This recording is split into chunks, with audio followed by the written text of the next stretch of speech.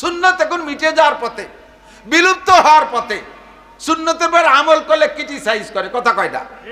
সুন্নতের পর আমল করলে ঠাট্টা করে, ক্রিটিসাইজ করে। আপনি গাছের থেকে একখান মেশাক ভাঙ্গিয়ে মাপি মধ্যে সুন্নতি একখান মেশাক দিয়ে সকালবেলা মেশাক করবেন, আপনার সমসাথী বন্ধুরা বলবে পয়সা কয় বরে নিয়ে যাবা, একটা বিরাস কেনারটা হয় না,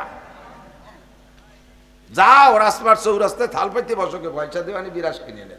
সুরা, তোর 1 কোটি টাকা দামের বিরাস আর 1 লাখ টাকা দামের পেস্ট ব্যবহার করলে আইকন্যে কি হবে না? আর এই গাছের ডাল ভেঙে বিরাস দিয়ে মেশাক দিয়ে এ পাশে থেকে ও পাশে একটা ডলা দিলে 100 শহীদের সওয়াব হবে। এই ঠাট্টা করে কি করে না কতক্ষণ?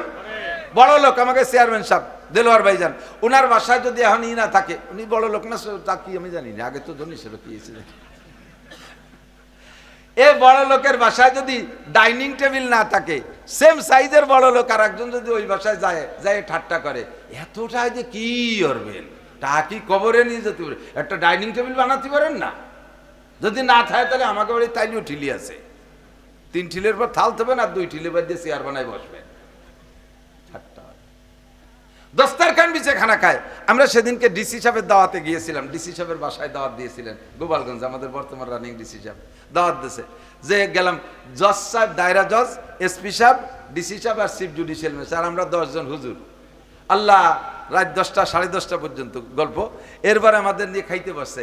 তো এসপি সাহেব, জজ সাহেব, উন্ডা তো আমার মনে হয় দস্তারখান এই খান সাহেবের কোনোদিনও চেনে না। ডিসি সাহেবের বাসায় প্রত্যেকের সামনে দস্তারখান দিয়ে ফ্লোরে খাইতে বসতে দিয়েছে। আজকে আমাকে হুজুরকে উপলক্ষে দস্তারখান তৈরি করা, এটা বোঝা যায় বাজারের থেকে অয়েল কল, বাজার থেকে কি বলে ওই যে পলিথিন একটা কিনে এনে বিছাই দিলি পারে, তা না, প্রত্যেকের জন্য পার্ট পার্ট আলাদা দস্তারখান।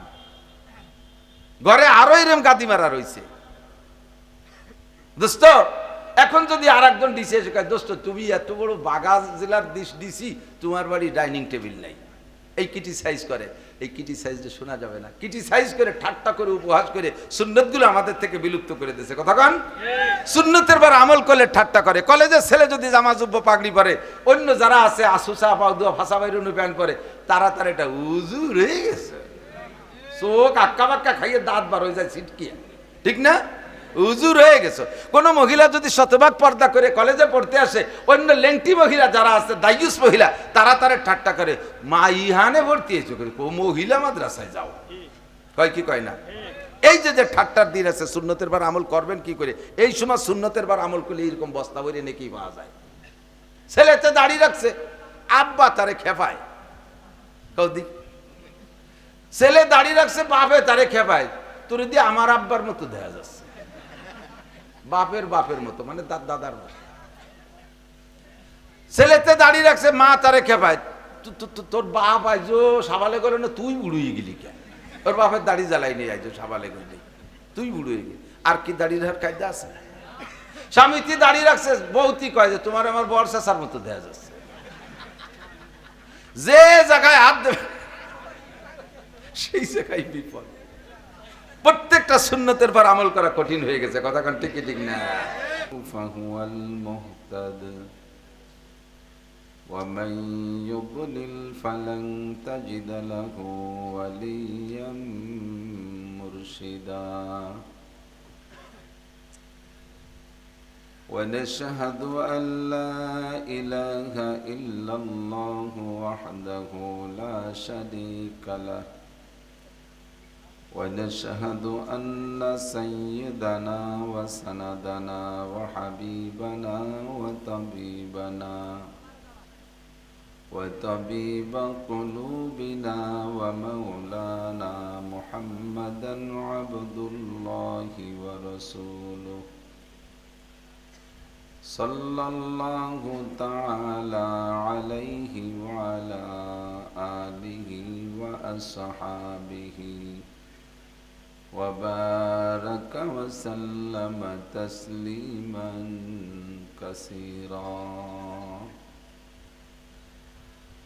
أما بعد فأعوذ بالله من الشيطان الرجيم. بسم الله الرحمن الرحيم.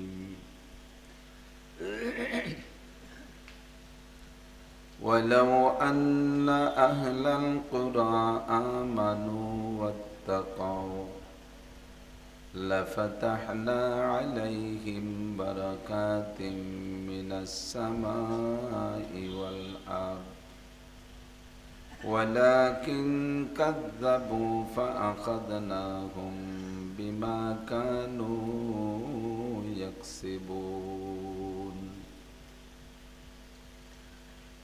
وقال محمد رسول الله صلى الله عليه وسلم إذا كان أمراؤكم خياركم وأغنياؤكم سمحاءكم وأموركم شورى بينكم فظهر الأرض خير من بطنها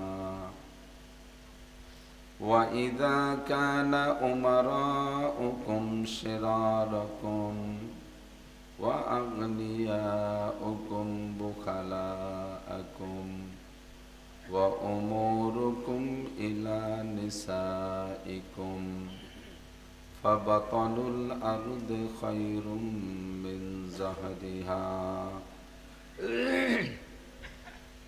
ثم قال الله تعالى فليعبدوا رب هذا البيت الذي أطعمهم من جوع وآمنهم من خوف صدق الله مولانا العظيم وصدق رسوله النبي الكريم سبحانك لا علم لنا إلا ما علمتنا إنك أنت العليم الحكيم رب اشرح لي صدري ويسر لي أمري واحلل عقدة من لساني يفقه قولي رب زدني علما اللهم أرنا الحق حقا وارزقنا اتباعه وأرنا الباطل باطلا وارزقنا اجتنابه সকলে বলি আমিন একটু দুরূদ শরীফ পড়ে নিই আল্লাহুম্মা সাল্লি আলা মুহাম্মাদিন ওয়া আলা আলি মুহাম্মাদ কামা সাল্লাইতা আলা ইব্রাহিম ওয়া আলা আলি ইব্রাহিম ইন্নাকা হামিদুম মাজিদ اللهم بارك على محمد وعلى آل محمد كما باركت على إبراهيم وعلى آل إبراهيم إنك حميد مجيد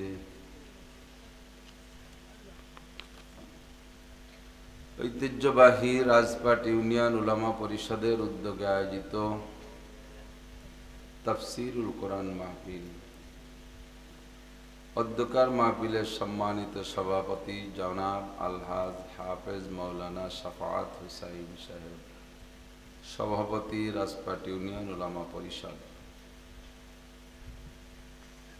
উপস্থিত পরিষদের সকল ওলামাই কেরাম, দাওয়াতি উলামাই কেরাম, এ অঞ্চলের অন্যান্য ওলামাই কেরাম, আইম্মাই মাসাজিদ, স্থানীয় গণ্যমান্য ব্যক্তিবর্গ, প্রাণপ্রিয় দেশবাসী, আল্লাহ তাবারক ওয়া তাআলা শাহী দরবারে আমাদের পক্ষ থেকে পাঠাই অসংখ্য শুকর যে রব্বুল আলামিন আমাদের হাজারো নাফরমানি করা সত্ত্বেও তার অসংখ্য নিয়ামত রাজি এখনো আমাদের জন্য অব্যাহত রেখেছেন এবং তার খাস খাস রহমত ও বিশেষ বিশেষ সময় আমাদের জন্য বরাদ্দ করে থাকেন। যার একটা অংশ হিসেবে আজকে আমরা বুঝে নিতে পারি। কয়েকদিন যাবৎ ভালো বৃষ্টির পরে আল্লাহ পাক দুদিন আবহাওয়া আমাদের অনুকূল করে দিয়েছেন। এই নিচু এলাকা, এঁটেলে মাটির এলাকা, বৃষ্টি হলেই কাদা হয়ে যায়। এ জায়গায় বৃষ্টি বাদল হলে মাহফিল করা বড় কষ্ট হয়। আল্লাহ পাক আমাদের জন্য কিছুক্ষণের জন্য আবহাওয়া অনুকূল রেখেছেন এবং এই অঞ্চলের হাজারো লাখো মানুষের মধ্য থেকে বাছাই ছাঁটাই করে আমাদেরকেই সাময়িক জান্নাতের বাগানে বসার যোগ্য মনে করে ডেকে নিয়ে আসছেন। মান ইউরিদিল্লাহু বিহি খাইরান ইউফাক্কিহু ফিদ্দীন। আল্লাহ পাক যার কল্যাণ চান তাকেই আল্লাহ পাক দ্বীনের কাজ করার তৌফিক দান করেন। এখানে বসে দুটো হিদায়াতি কথা বলবো এবং শুনবো, অবশ্যই এটা ইহকাল ও পরকালের কল্যাণ ও কামিয়াবির একটা প্রমাণ। আল্লাহ পাক আমাদেরকে পছন্দ করে ভালোবেসে ডেকে নিয়ে এসেছেন। ওলামায়ে কেরামদের আহ্বানে পরিষদের পক্ষ থেকে আয়োজিত মাহফিলে অংশগ্রহণ করতে পেরে আমরা সকলে একটু শুকর আদায় করে নেই, আলহামদুলিল্লাহ। হযরতে ওলামায়ে কেরাম অত্যন্ত পরিশ্রমের বিনিময়ে তারা এই পরিষদ পক্ষ থেকে মাহফিল করে থাকে, বিভিন্ন জায়গায় হয়। আমাদেরও গোপালগঞ্জ জেলাব্যাপী পরিষদ পক্ষ, উলামা পরিষদ আছে একটা বড় পরিষদ, 5 থানা সম্মিলিত। এর পক্ষ থেকেও গত বছরও হয়েছে, আগের বছরও হয়েছে, এই সামনে মৌসুমে হবে ইনশাআল্লাহ উলামা পরিষদের মাহফিল। এখানে কোনো পাবলিকের কাছ থেকে, সাধারণ পাবলিকের কাছ থেকে আমরা ওখানেও কালেকশন করি না, এখানে করছে কিনা তা জানি না। যদি কেউ সহযোগিতা করে থাকেন সেটা তো তার জন্য, নিজের জন্যই করেছেন, আলহামদুলিল্লাহ। তো মাদ্রাসার ছাত্র, শিক্ষক, মসজিদের ইমামরা, এদের কি বা ইনকাম, তারা পরিশ্রম করে আপনাদেরকে বাৎসরিকভাবে একটা মাহফিল উপহার দিয়েছে। অনেক ভালো কথা শুনেছেন, আরও কিছু যদি আল্লাহ রুজিতি রাখে, ভাগ্যে রাখে, শুনবেন। সন্তুষ্ট আছেন না আপনারা? ওলামায়ে কেরাম এই কার্যক্রমের পর খুশি আছেন তো? তাদের পাশে থাকবেন, সহযোগিতা করবেন, যাতে এরকম বড় বড় মাহফিল তারা ইন্তজাম করতে পারে। দেশ বরেণ্য ওলামায়ে কেরামকে ডেকে এনে তাদের কাছ থেকে কিছু ভালো কথা শোনাইতে পারে। মানুষের ইমান এ যেন একটা ব্যাটারি, মানুষের ইমান একটা ব্যাটারি। ব্যাটারি যেমন ব্যবহার করতে করতে তার চার্জ ফুরোয় যায়, পানি কমে যায়, তেমনি মানুষের ইমানের ব্যাটারিটাও সারা বছর চলতে ফিরতে জাগতিক বিভিন্নভাবে ব্যবহার করতে করতে আস্তে আস্তে চার্জ ফুরোয় যায়, ব্যাটারি দুর্বল হয়ে যায়, পানি ফুরোয় যায়। আমাদের বাংলাদেশে আলহামদুলিল্লাহ সিজনালি কিছু চার্জের ব্যবস্থা আমরা মাহফিলের মাধ্যমে করে থাকি। বিভিন্নভাবে হয়, মসজিদে জুমার দিন ইমাম সাহেবরা খুতবা বয়ানের মাধ্যমে একটু চার্জ দেয়, তা সাপ্তাহিক 1 সপ্তাহের মতো টেকে, তাও পুরো টেকে না। লাস্টের 2 দিন যে নামাজ কালাম বাদ দিয়ে বসে থাকে, চার্জ ফুরোয় যায়। এই জন্য বড় ধরনের একটা চার্জের ব্যবস্থা হলো বার্ষিক মাহফিল। আল্লাহ পাক এখান থেকে 1 বছরের পাথেও আমাদের সংগ্রহ করার তৌফিক দিয়ে থাকে, আমরা নিয়ে সামনে চলতে থাকবো। আল্লাহ কবুল করুক, সবাই বলি আমিন। 30 পারা কোরআন শরীফ শুধুমাত্র দৈনন্দিন তিলাওয়াতের জন্য নাজিল হয় নাই। অন্যান্য বিধর্মী যারা আছে তাদেরও একটা ধর্মগ্রন্থ আছে, হিন্দু ভাইদের আছে, কয়েকটা আছে তাদের, খ্রিস্টানদেরও আছে, ইহুদিদের আছে ধর্মগ্রন্থ, বৌদ্ধদের আছে ধর্মগ্রন্থ। তাদের ধর্মগ্রন্থের মাধ্যমে তাদের কিছু নির্ধারিত উপাসনা আছে। সকালে এই করতে হবে, দুপুরে এই করতে হবে, বিকেলে এই করতে হবে, সন্ধ্যার সময় এই করতে হবে, সাধারণরা এই করতে হবে, একটু সিনিয়র যারা তারা আরেকটা করতে হবে, বংশীয় যারা তারা আরেকটা করতে হবে ইবাদত। এরকম পার্থক্য আছে। তাদের ধর্মীয় লেখাপড়া শেখার জন্যও গ্রুপ ভাগ আছে, সবাই পড়তে পারবে না।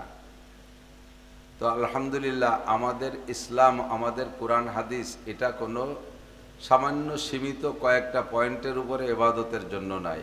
কোরআন শরীফ একেবারে গোটা জীবনের সর্বক্ষেত্রে ব্যবহারযোগ্য।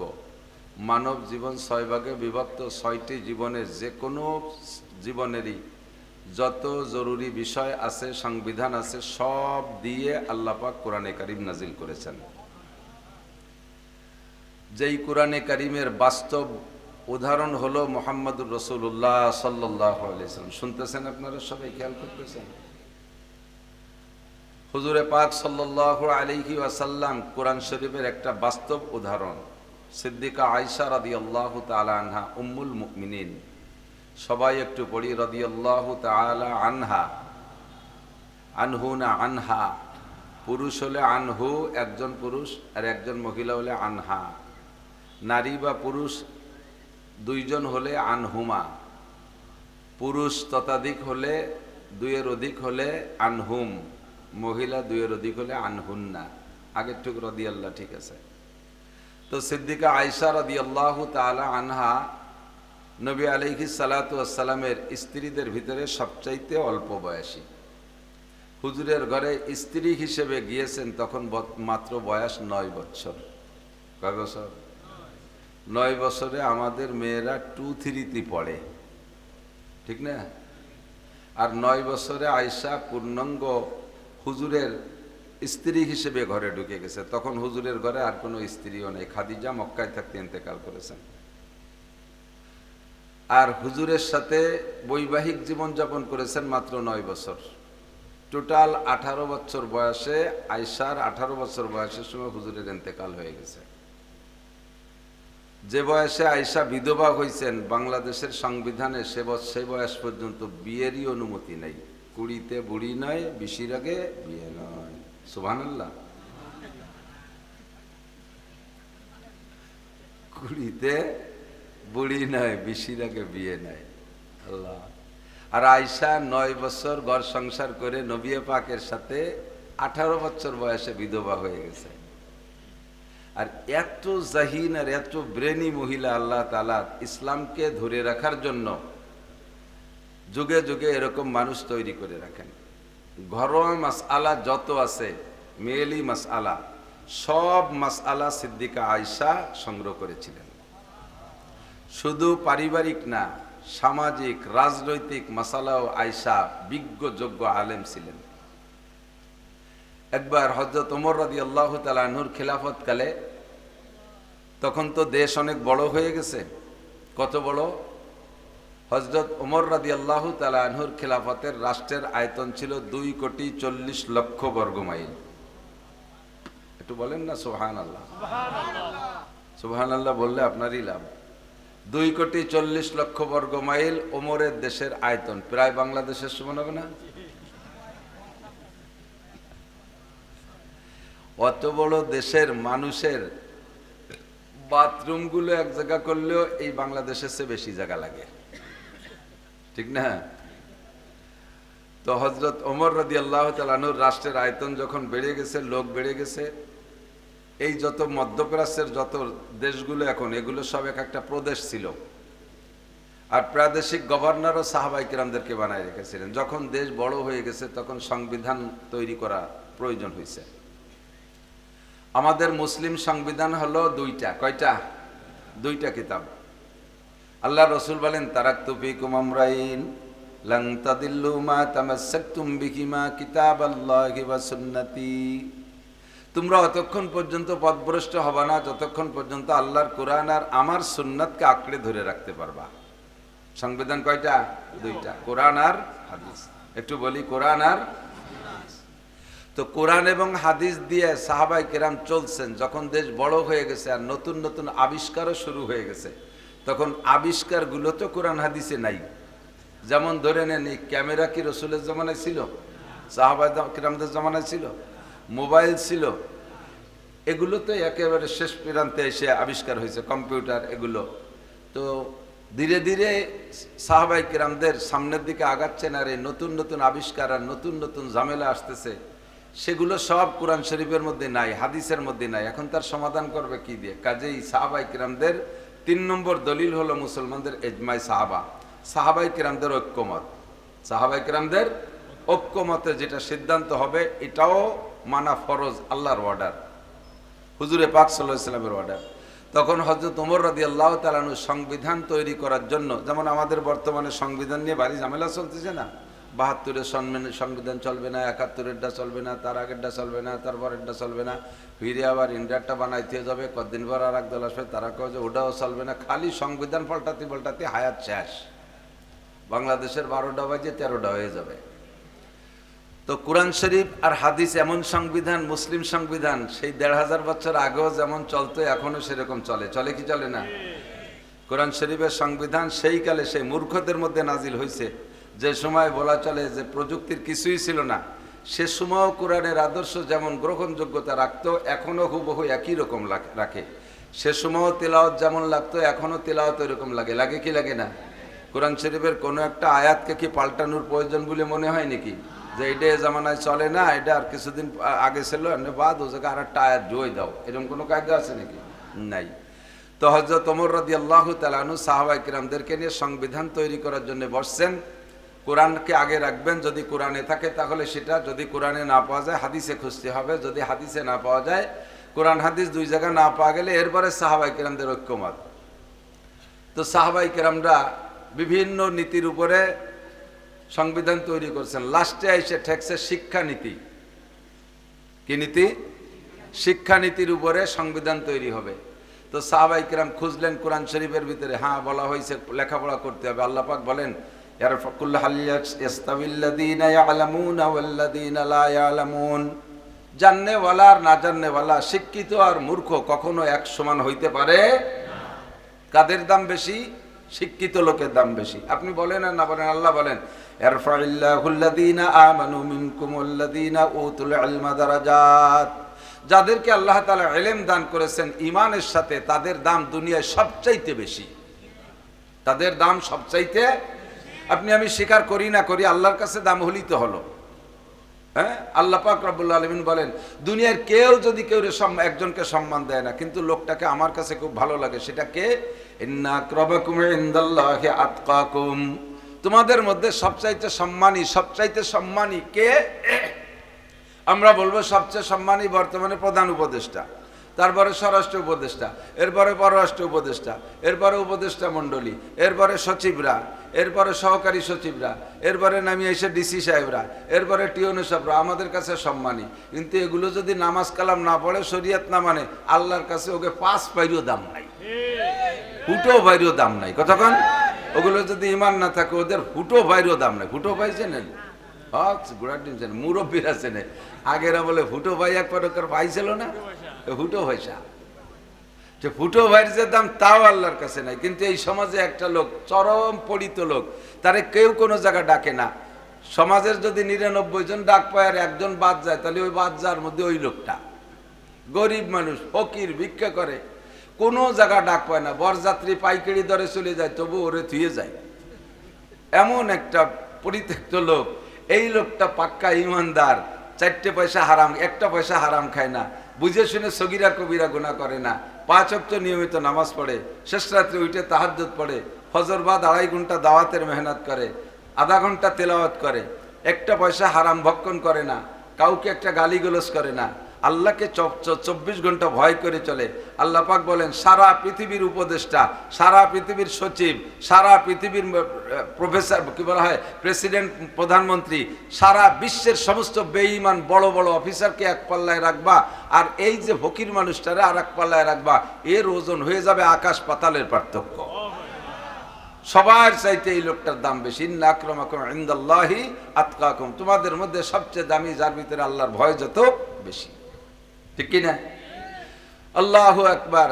হযরত ওমর ইবনে খাত্তাব রাদিয়াল্লাহু তাআলা আনহু, সাহাবায়ে কিরামদের সাথে তো তুলনা চলে না কারো। তাদের ভিতরে তাকওয়া আর খোদাভীতির কোনো অভাব ছিল?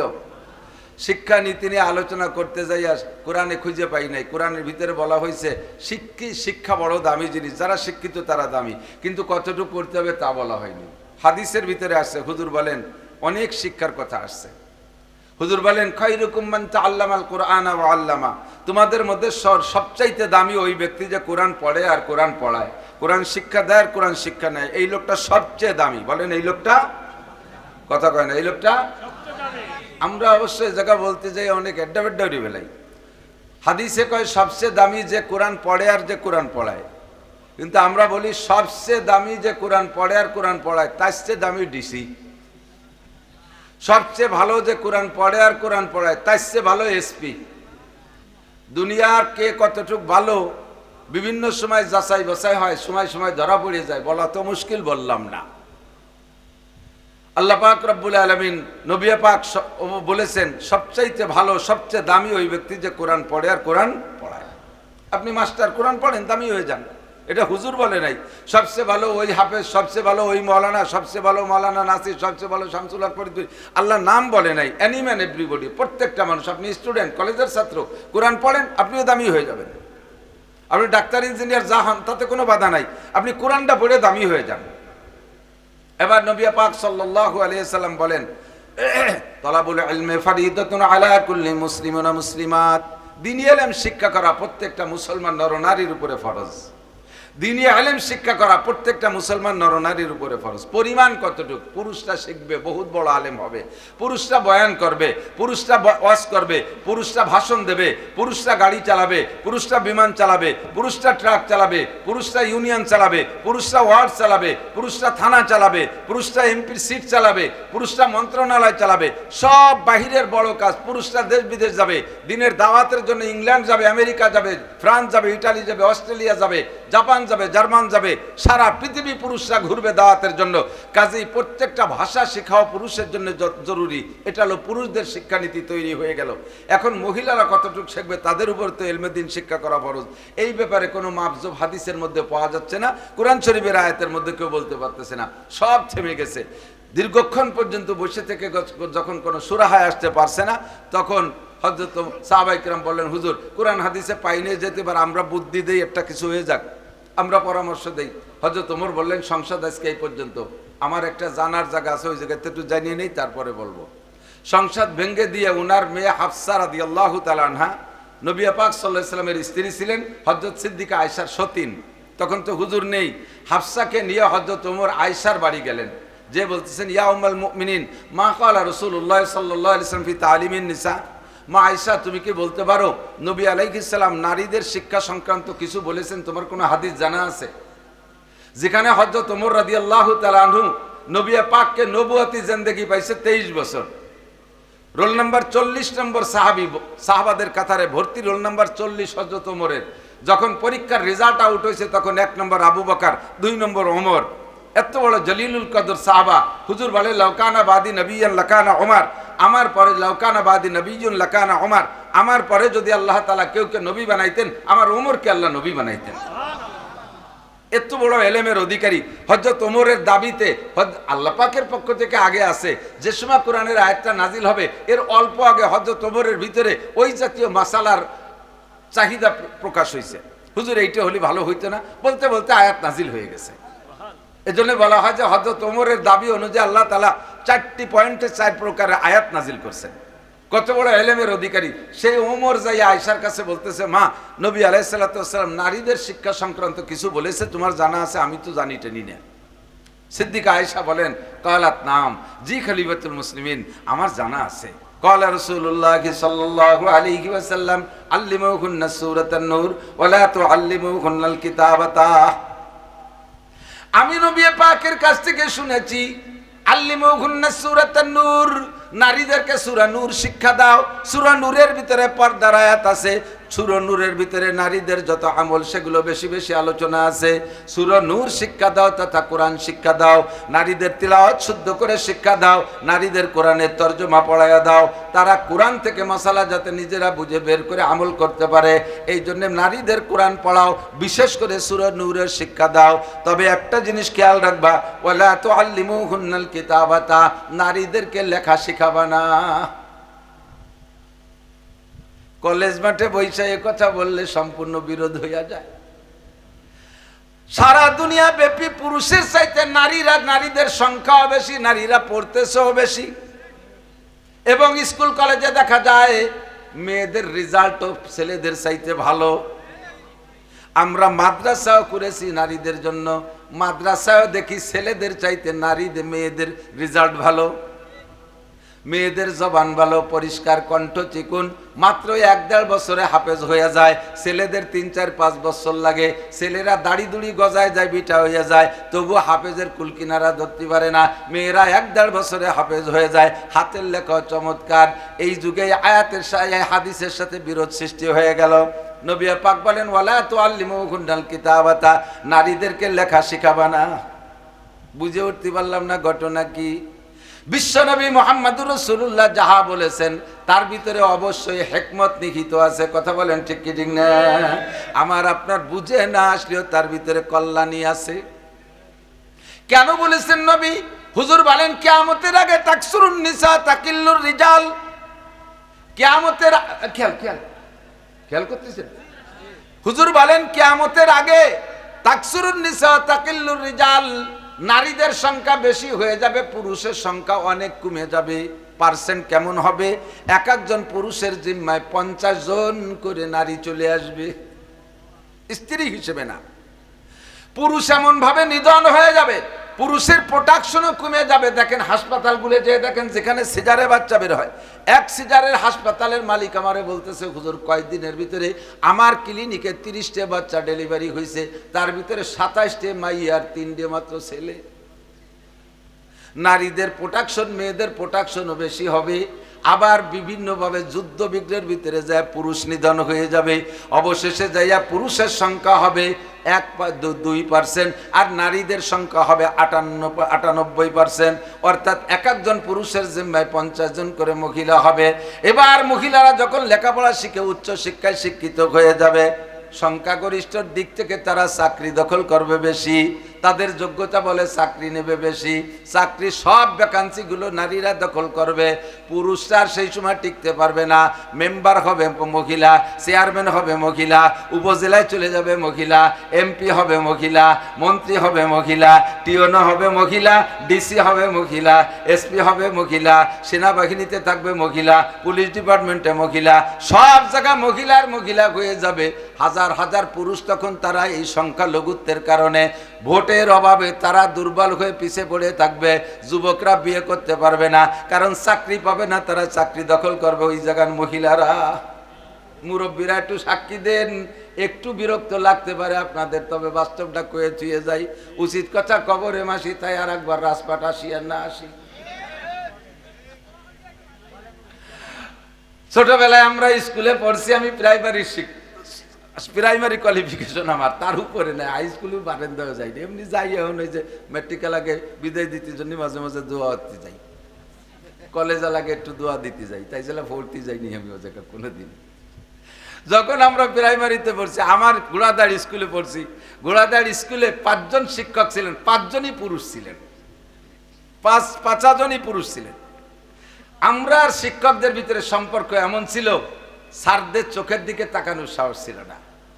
বিশেষ করে সেকেন্ড স্যার নামে যিনি ছিলেন, রবিন বাবু, উনি ঢুকলে মনে হতো যেন 5 থেকে নিয়ে ক্লাস 1 পর্যন্ত সব ছাত্রছাত্রীর পেশাব এসে গেছে ভয়তে।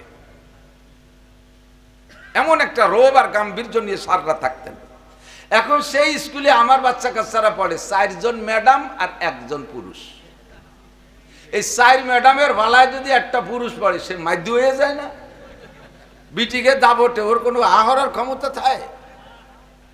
আর ম্যাডামকে যোগ্যতা কতটুক? আমরা ছোটবেলায় বাড়ি থেকে যদি অন্যায় করতাম, আমাদের গার্জিয়ানরা মাস্টারদের কাছে নালিশ করার ভয় দিত, তোর স্যার রে কয়ে দিবানি, এ করলে আমাদের কাম সারা।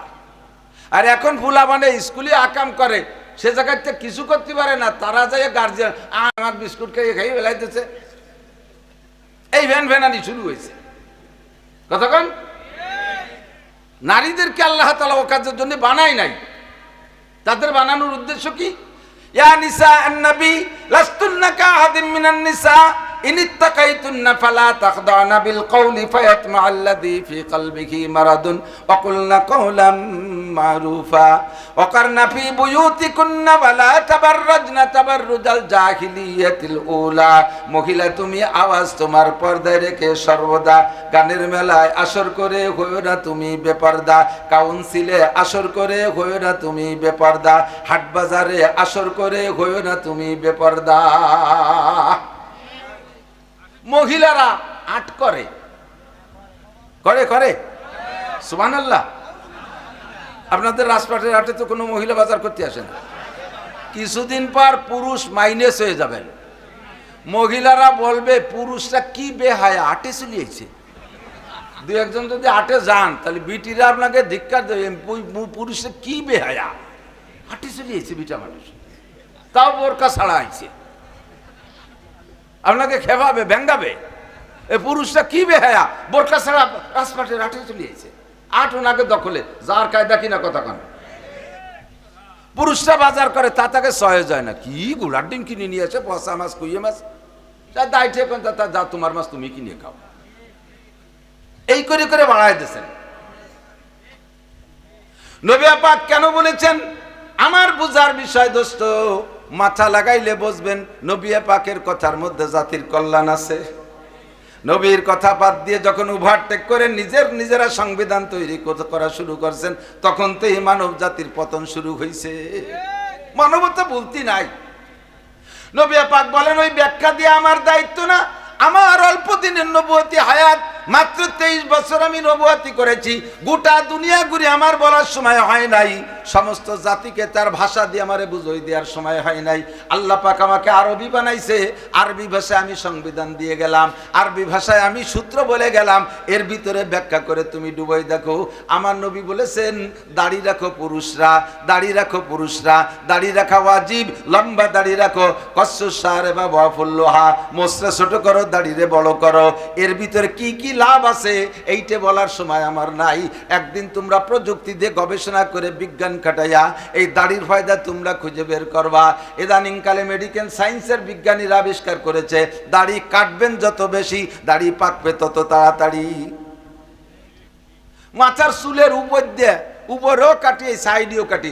বলেন তো কোন জায়গার চুল আগে পাকে?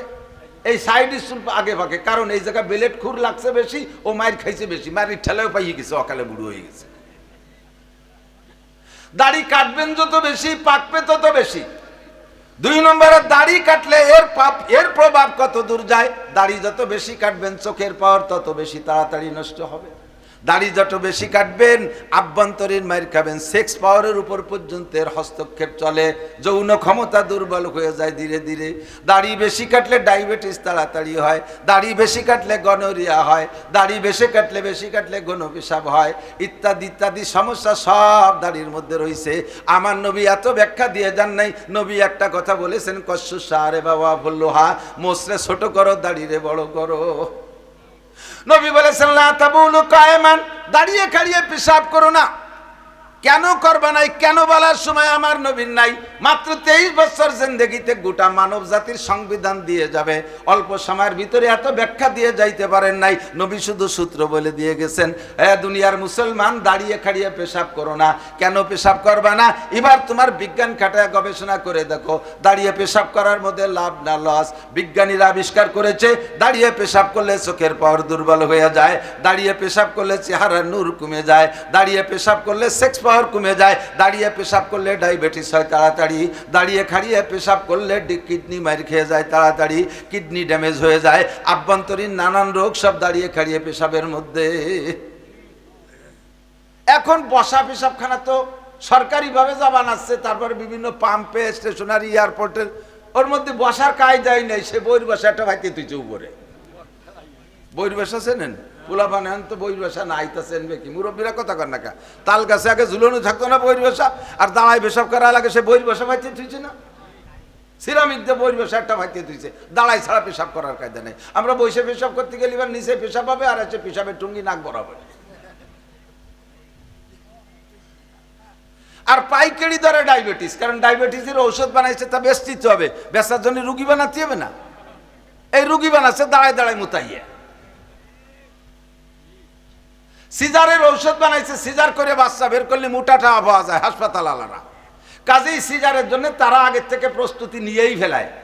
ইদানিংকালে বাচ্চাটা পেটে আসার সাথে সাথে পরামর্শ দিয়ে দিয়েছে ফেসবুক, ইউটিউব, টেলিভিশনে, যে বাচ্চা গর্ভে আসার সাথে সাথেই আপনারা ডাক্তারের শরণাপন্ন হন, ডাক্তারকে দেখান বাচ্চা কোন পজিশনে আছে। বাচ্চার বয়স 1 দিন না 2 দিন না 3 দিন, কেবলমাত্র পেটে গেছে, তার বয়স কটুক তা মাপা শুরু হয়ে গেছে। ভ্যান চালায়, রিক্সা চালায়, কিসেন বেছে, সেও বউডারে নিয়ে 1-2 দিন পরে চলে যাবে হাসপাতালে। ফার্স্ট চান্সে যাওয়ার সাথে সাথে এমন ঔষধ দিয়ে দেবে যার নর্মাল ডেলিভারি হবে না, পরে সিংকাটি বেরোনো লাগবে। কারণ ওর সিংকাটা পদ্ধতি আবিষ্কার করছে, ওর বেশি তো খাতে হবে, তা সেতে কামাই করতে হবে। এই জন্য সেই যাতে সিজারে আসে, তার জন্য যে মেডিসিন দরকার সে মেডিসিন দিয়ে তুইছে। করোনার নাম দিয়ে ধোঁকা দিয়া, করোনার নাম দিয়ে একটা ধোঁকা, করোনা ধোঁকা। করোনা কি 100% ধোঁকা, বিশ্বাস হয় না? করোনার ধোঁকা দিয়ে স্কুল কলেজ ইউনিভার্সিটি 3 বছর বন্ধ করে রাখছে। কোনো জায়গায় লেখাপড়া নাই, গণসংযোগ সব বাদ, হাট বাজার চলতেছে, সে জায়গা করোনা নাই, করোনা ঢুকছে মসজিদ মাদ্রাসার শিক্ষা প্রতিষ্ঠানে। ঠিক না? এটা একটা অপকৌশল। আর করোনা যে কিছু না, বুয়া, ব্লাং, ফালতু, ধোঁকা, 100 ভাগ গ্যারান্টি দিয়ে আমি বলতে পারি। সে সময়ও কইছি, এখনো কই, সে সময়ও কইতাম। বাড়ি যাওয়ার পরে একদিন আমারে বাড়ির থেকে বলতেছে যে আপনি এই ওয়াজটা বাধ্য করেন, কারণ সারা দুনিয়া হলো করোনার পক্ষে, আর আপনি উল্টোভাবে কইতেছেন, কোন সময় ধরে নিয়ে যাবেন। আমি কই নেয় নেই, তবু করতে থাকবো। করোনা যে বুয়া, দুকা, তার প্রমাণ হলো ওই সময় স্কুল কলেজ বন্ধ, কেজি কিন্ডারগার্টেন, প্রাইমারি বন্ধ, আমরা মাদ্রাসাগুলো খোলা রাখছি। সামনের গেট খোলা রাখলে পুলিশই বাধা দেয়, এই জন্য সামনের গেটে তালা যে পিছন যে দরজাটা কেটে ওই দিকে ঢুকছি।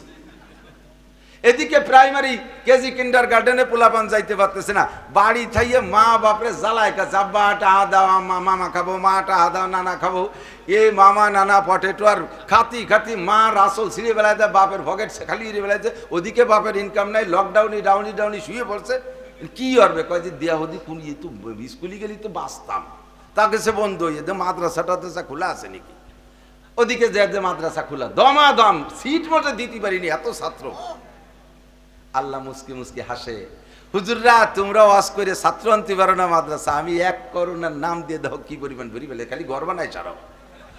জায়গা কম, ছাত্র বেশি, সুতি দিয়ে ইলিশ পাইলিং এর মধ্যে একটা ঠ্যাঙের মধ্যে একটা পাও ভরিয়ে দিয়ে কাজ করে মুহমুহির শুয়াইতে, একটা নাহের শ্বাস বার হইয়া আর একটা নাক দিয়ে উল্টো হইতে বার হয়ে গেছে, তবু একটা ছাত্রর করোনা হয়নি, একটা আলেম তালবি আলিমের করোনা হয়নি। কথা কন, সারা বাংলাদেশে একজন আলেম উলামার করোনা হয়নি। তা করোনা যদি সোয়াশুই হয় আর এ যদি রোগী হয়, তাহলে তো হুজুররা মরি সাফ হয়ে যাবে। আর করোনার সময় ডেলি মাহফিল করছে, আমার আগে 3 জন বক্তা ওয়াজ করে গেছে, এই শ্বাসের থেকে হালকা থুকো সেটে মাইক্রোফোনের মধ্যে যায়, এর পরের বক্তা এসে নাক দিয়ে শুয়ে দেয় যে গন্ধ আছে নাকি, তা ওনার করোনা নাহের মধ্যে ঢুয়ে গেছে আগে। তো এই একটা হুজুর তো বক্তার আমরা করোনায় মরলাম না। এই বিলাং ফায়ার দিয়ে করোনার ওষুধ বানাইয়া বেচে কোটি টাকা কামাই করছে, পিপি বেচে টাকা কামাই করবে, মাস্ক বেচে টাকা কামাই করবে, ফাঁকে মুসলমানের পাইন মারি ছেড়ে দেবে। সেই করোনার টিকা দেওয়ার কারণে সেই ডাক্তার আজকাল বলতেছে লক্ষ মানুষ চর্মরোগ, খেজুরি চুলকার দাঁত পাশায় পৌঁছে যাচ্ছে।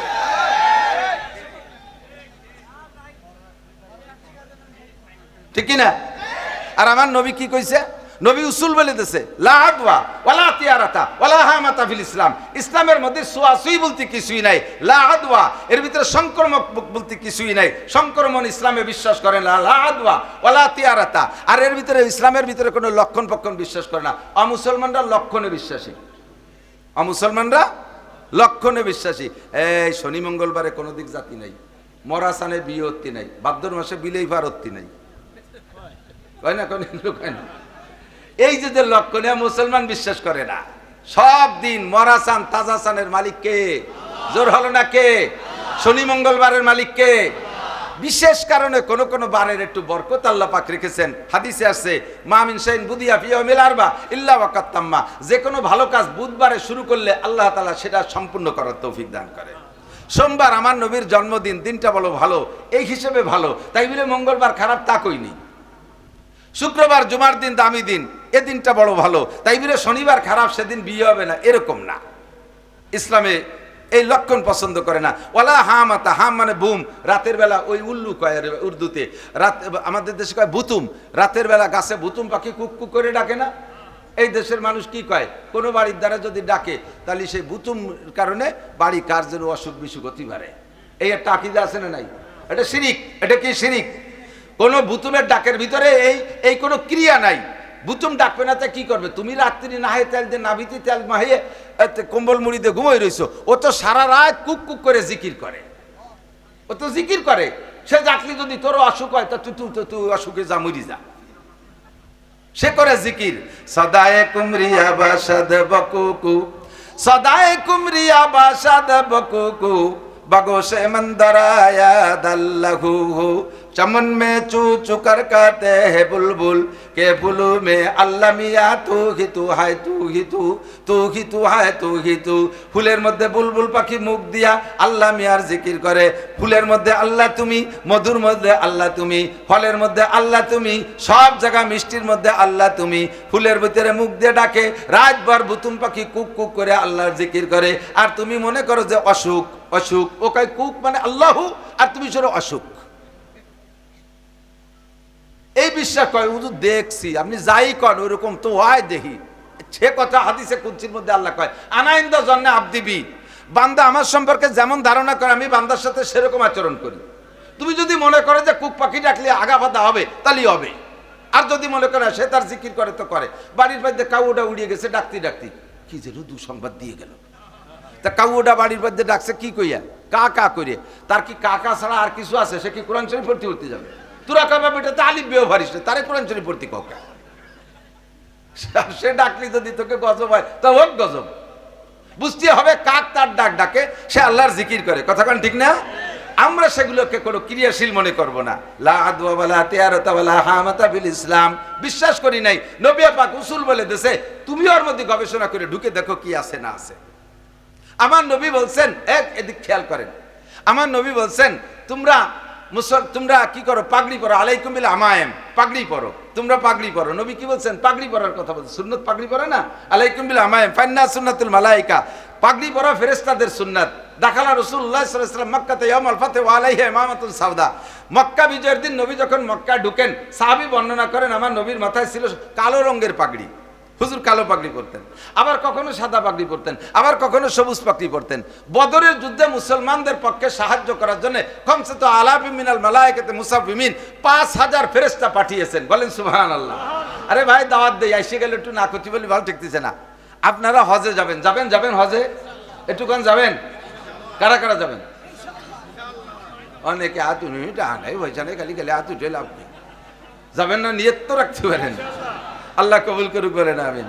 সময় থাকতে যাবেন, ওই 80-90 বছর বয়সে যাইয়ে ঠেলা গাড়িতে ঘুরিয়ে বেড়াবেন, কিছু দেখতে পারবেন না। মনে জবালে নূর পাহাড়, যেটাকে গারে হেরা বলে, খুব উঁচু একটা পাহাড়। আমরা পাতলা মানুষ, আমাদেরই প্রায় 45-50 মিনিট লেগে যায় উঠতে। আর আপনি 80 বছরে যাই ওখানে যায় খালি একটা উপর দিকছে নিচে ছাড়বেন, সময় মতো আসতে পারলাম না, উঠতে পারলাম না, হাই ফাই সাইডে গাইমিয়ে ডুবিয়ে চলে আসবেন। আরো বহুত জায়গা আছে দেখার। এবার যাই, হজের পরে গেছিলাম আমরা, তো যাইয়া একটা পাহাড়ের নাম হচ্ছে জাবালে দাক্কা, সমতলের থেকে 10,000 ফিট উঁচু, সমতলের থেকে 10,000 ফিট উঁচু। এমনি মক্কা থেকে তায়েফ 6,000 ফিট উঁচু, তায়েফের ভিতরে ওই পাহাড়টা আবার 4,000 ফুট উঁচু। এর গাড়ি ঘুরে ঘুরে উপরে উঠা যায়। আমি এর শেষ পর্যন্ত উঠছি উপরে, নিচে গরম, উপরে যাইয়ে ঠান্ডায় কালাই গেছি, শীত হয়ে গেছে, মেঘ গেসব পানি, মানে বাতাস এসে গায়ে লাগে। আল্লাহু আকবার। তো হজে যাব না ইনশাআল্লাহ? আল্লাহ তাআলা সবাইরে যার তৌফিক দান করে, সবাইরে কবুল করে, বলেন আমিন। কি বলতে যে যেন সরে যাই মাঝে মাঝে। আল্লাহু আকবার।